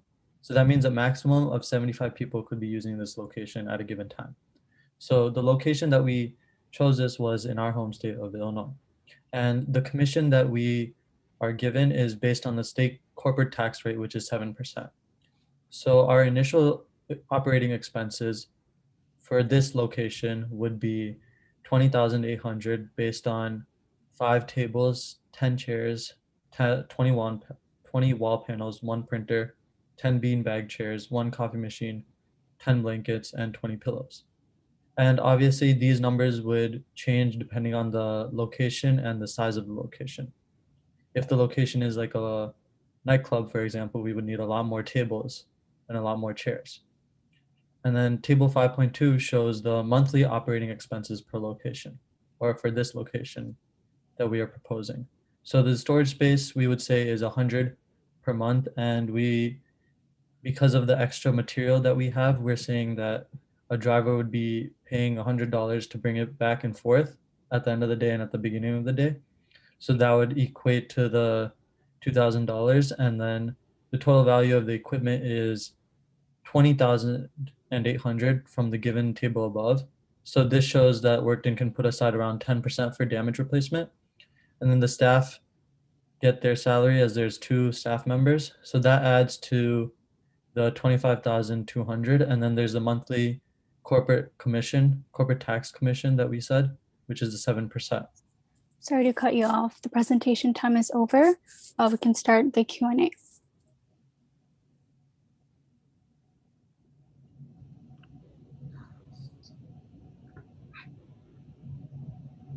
Great presentation, guys. Very thorough. I think you guys hit a lot of points that some other presentations missed. I think your existing COVID plan when it comes to looking at existing businesses as a way to generate revenue is a really, really good idea. That being said, I had a couple of questions in terms of and unfortunately we didn't get to the monthly net revenue in 5.3, but I'd be interested to see what that number is, if you'd be kind enough to provide that to me. Yeah, so that's the 38,439. Okay, so I wanted to know, out of the investment, you mentioned a lot of furniture, tables, chairs, beanbags, etc. And then you also mentioned that a lot of these places were existing restaurants, clubs. What happens with the current furniture that's in these locations? Well, we would use this extra furniture as like overflow, just in case there's like extra people, or like some of the furniture is like blankets and pillows, or like a coffee machine or a printer, or like the wall panels. These aren't like necessarily given in a restaurant, so we would give that. And then like the chairs and extra tables could also serve to like show our brand and uniformity. So these would be in addition to the existing furniture inside of the locations already? Yeah. Okay, perfect. And then my other question was, we talk about, and I don't know if you guys were going to get to this, but how do we justify the cost of the 20,800? Is that taken on by the host, or is that taken on by the corporate? It is taken on by Workden. So corporate. By Workden. Yeah. Okay. And then what are the, and again, you may have just been getting to it, but what were the ways to develop top line revenue? How do you justify those costs? So the profit predictions you're saying? Well, what are the methods of profit prediction, like top line revenue? How is that generated? So there's multiple ways the revenue can be sourced. So there's the B2B sales, and then there's the day pass sales on Workden, which is $9.99, and then there's the monthly pass, which is $34.99, and then there's the monthly pass is $99.99, sorry, and then the 5-day bundle is $34.99. Okay, and is there any way those prices, how do they generate revenue? What are the methods taken? Was that ever mentioned?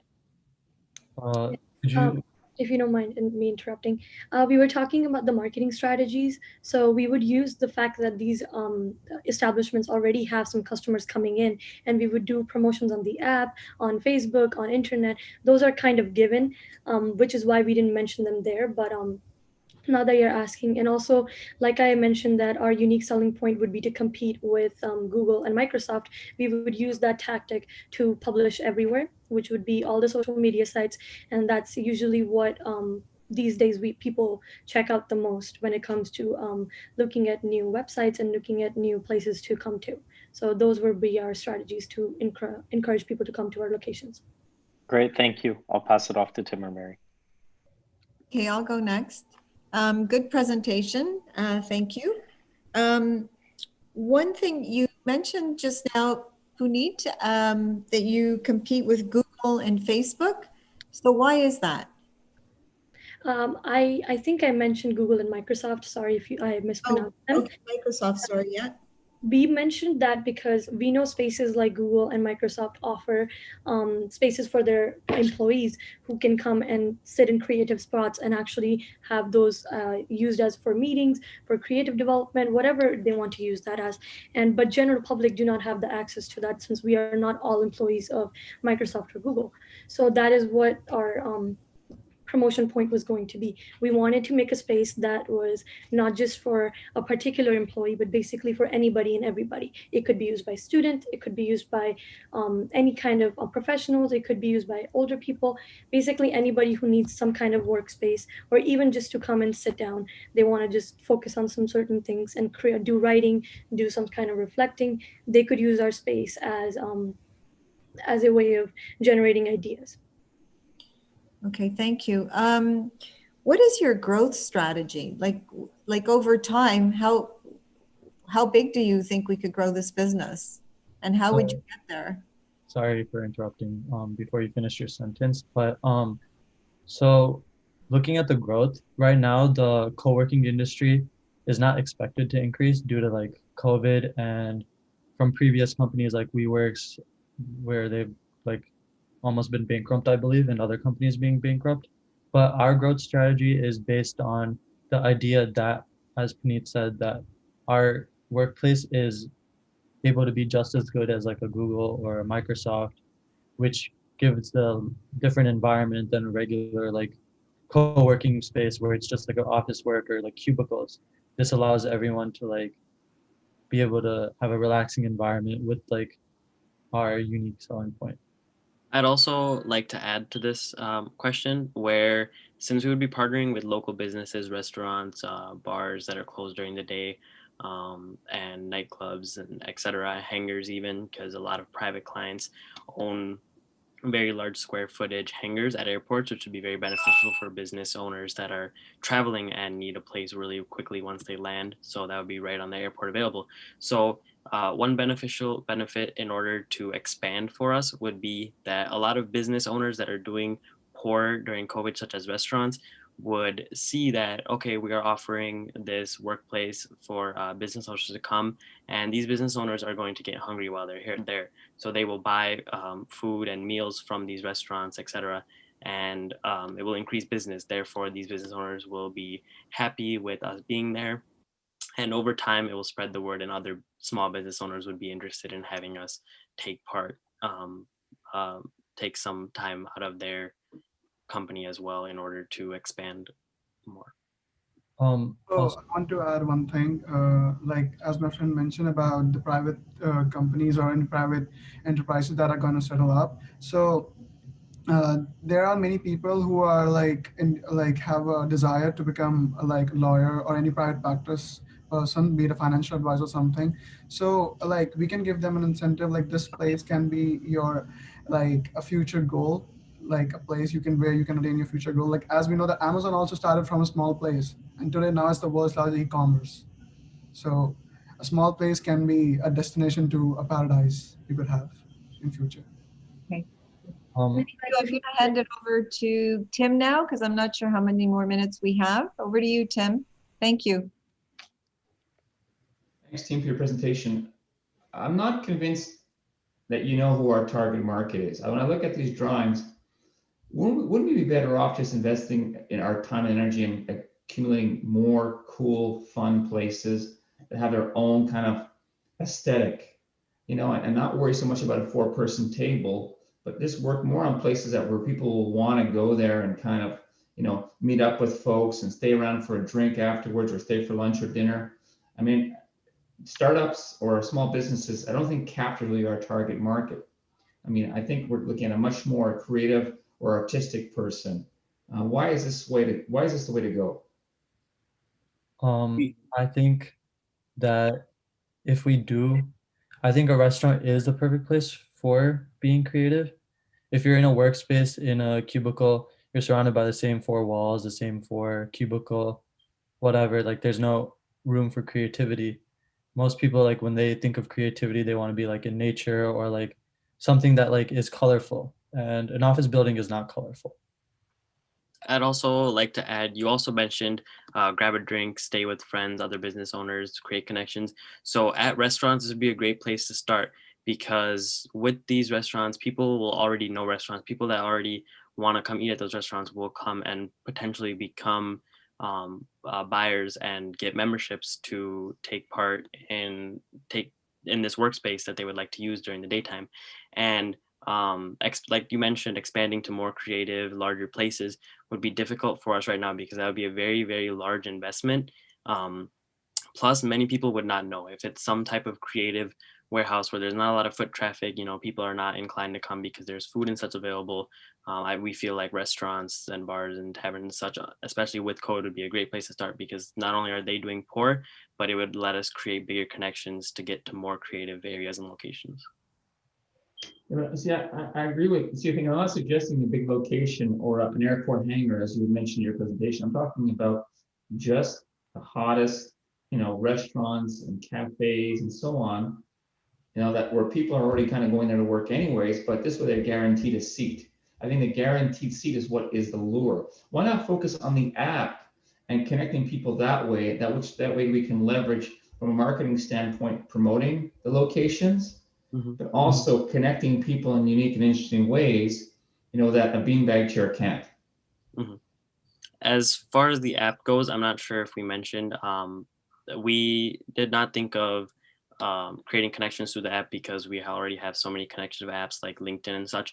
But as far as the app goes, we mentioned the coffee machine that would work alongside the Workden app that is already created and built to communicate and buy memberships and reserve spots. So in that app, they would be able to set up what drink they would like and go to the coffee machine and it would already be ready for them. Same with the vending machine in certain locations, which would not be in all locations, but they would purchase what they want, no need for cash, minimal touching the machine, minimal COVID spread. They can use their QR code off their phone to straight up scan the machine and they get what they wanted. So we tried to incorporate the app a little bit, but I do agree we did not incorporate the app as much as you have mentioned. But wouldn't a place that needs a vending machine violate our strategy as a company? Shouldn't we avoid those locations? Shouldn't we focus primarily on driving business towards, our partners?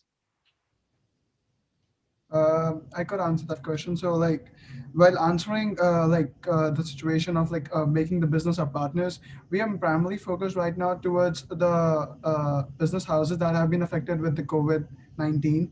Basically, if you talk about Starbucks or any of the big business houses, they are running at their own pace. They are not that much impacted and they have a lot amount of collateral and money or financial standards with them to cope up with their market policies. But what about the local businesses or very small house businesses who don't have that much amount of collateral with them and can keep up with their own things?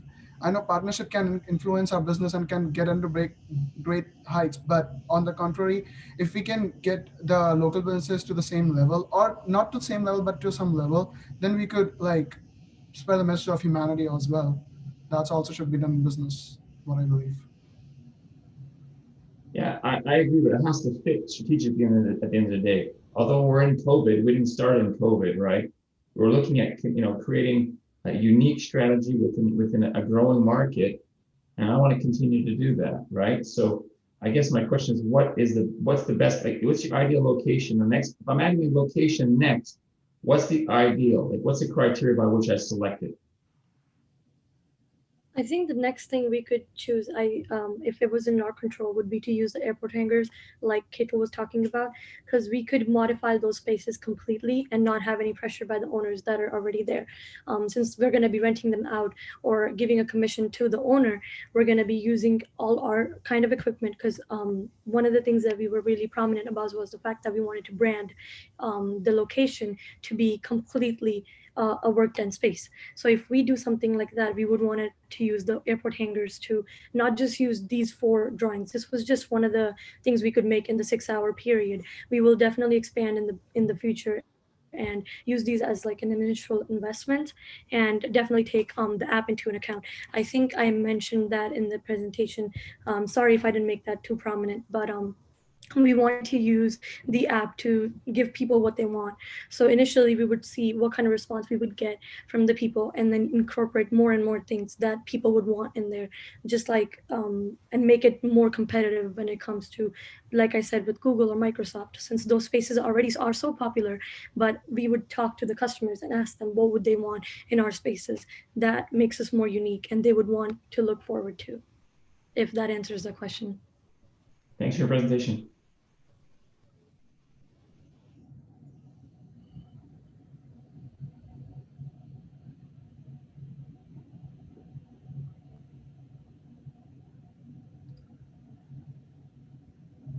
That's all our questions. Yeah, so now we can start the 10-minute deliberation period. Judges, you can hop into your breakout room, and participants, you can join your waiting room. All right, thank you. Thank you.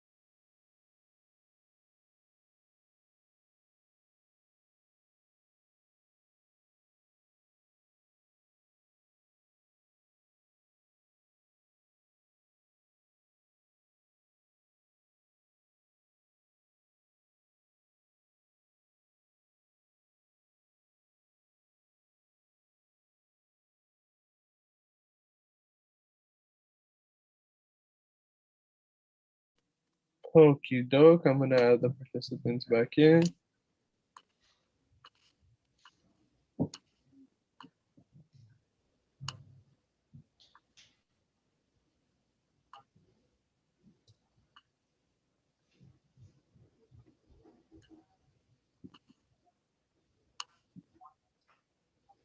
Hi, everyone. Welcome back. So I'm going to begin our feedback session. I actually oversee our MBA case competition program at the John Wilson School. So competitions is my life and coaching is my life for over 20 years now. So the feedback we want to give you is really kind of to help you kind of getting into tomorrow, because I know you guys compete again tomorrow, another case tomorrow. So first of all, I want you to understand that you wouldn't normally present a document as you did. You know, we would expect a PowerPoint presentation. And the reason we would expect it is, one, because it'd be easier for you in the time that you have to generate and put it together. But importantly, the PowerPoint is a critical piece in the storytelling of your plan. You know, when you show us a document, we get lost in the words, and then you yourselves get lost, and some of you were reading. The reality is, you would generate a document such as that, you would send it to your client would read it, and you would come in and you would pitch to us. So focus on the pitch. I promise you that's the expectation from all the judging panels you're going to see this week. So, you know, we were a bit taken back at the fact you shared a document. It's very clear you worked very hard, you know, and there was a connection and a flow throughout the entire document. I know that's very hard to pull off in a short period of time. So a PowerPoint will be much more effective in terms of doing that. And then you saw yourselves, you got kind of caught with time at the end. You know, I thought we looked at a lot of the startup costs and budget costs and looked at some budgets. I thought that was a good piece, a good strong piece of your overall plan. You looked at it. But I think fundamentally, and for us, and you'll hear it from of course, Anuj and from Mary, strategically, in our view, there's a disconnect, because who is this client? What do they want? And the idea of going to an airplane hangar or bringing in vending machines really violates significantly the strategy. Now, we can debate this, right? But if you're going to kind of go against the grain, it's crucial that you kind of, I would say personally, from my point of view, start there. So, you know what, we don't like what you're currently doing, or we need to make a serious change in terms of what you're currently doing. Now, let's spend the next 14 minutes of the presentation to explain to you why and why a change is necessary. Because, you know, a hot cafe downtown, close to where people work or live, is vastly different than an airport hangar, you know, that's remote and hard to get to. Okay, they're very different strategies. They're more like a WeWork scenario. And what this firm is trying to achieve is a very different, unique position. And I think spending more time on the client, understanding a target market and what they want, how to connect with them would be important, because they're very different than your typical Google employees looking for that experience. That's exactly what WeWork is doing. So what is it about this client and what makes them unique, and how can we monetize that in a way that makes sense? How can the app tie into this? How can the furniture and innovation that we make tie into this? This is where, you know, you want to focus the majority of your attention, because it's a very unique strategy. Again, if you don't like it, make sure it's clear you understand where they're coming from and so why it's not optimal kind of going forward. That would be kind of my general feedback. And of course, open it to others to offer some more.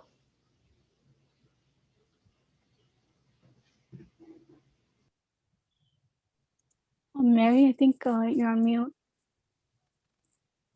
Thank you for that.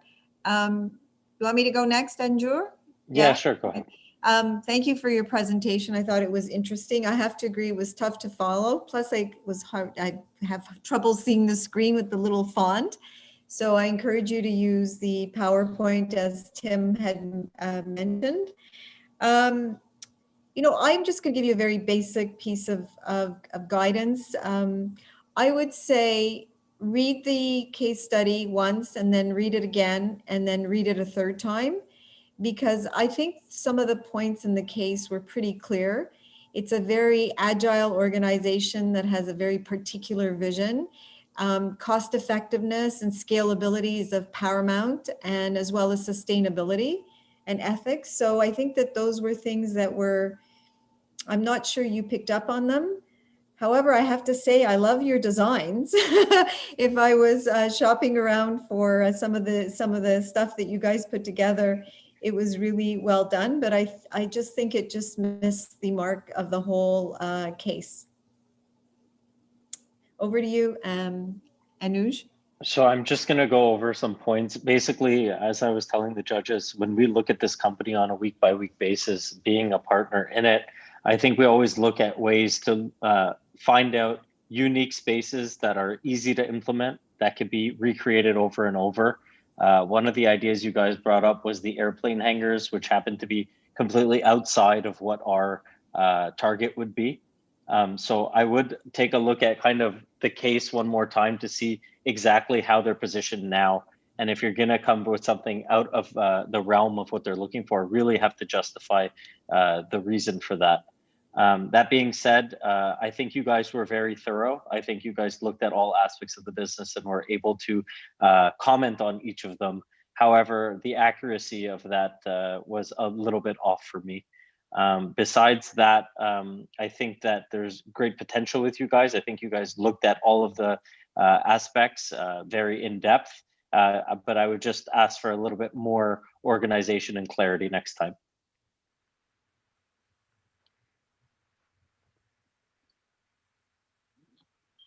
So in terms of presentation, if I can maybe just give you a couple more points, we got a couple more minutes. I mean, you're trying to answer three fundamental questions ultimately, right? What, why, and how. So what are we going to do? The kind of the mandate, recommendation, why we're doing it, kind of the analysis, and then the how, implementation steps to kind of take it, take it forward.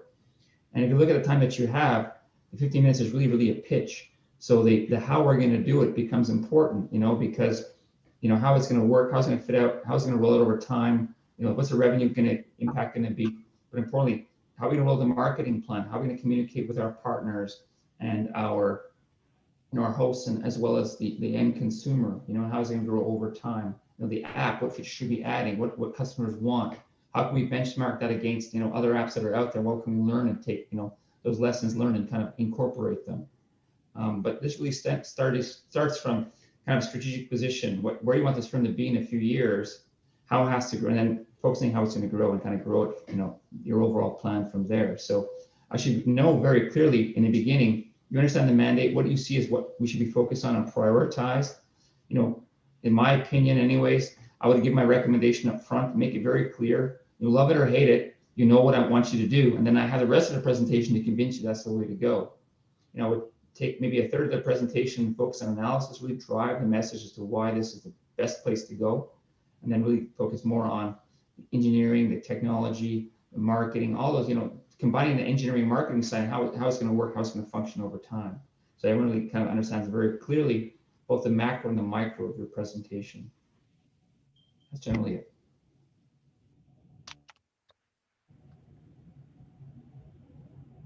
All right, so I think that's all. Participants, you can leave the room. I would like to say one more thing. Thank you, Tim, Anuj, and Mary, for your guys' analysis. We will definitely take these tips into account for our next competition tomorrow. And I hope you guys have a good rest of your guys' evening. Yeah, good luck tomorrow. Enjoy. For your feedback. Have a great night. Thank you. Bye-bye. Thank you for your feedback. Thank you for your feedback. Hope you guys have a great rest of your day. Thank you. And judges, you can enter the breakout room.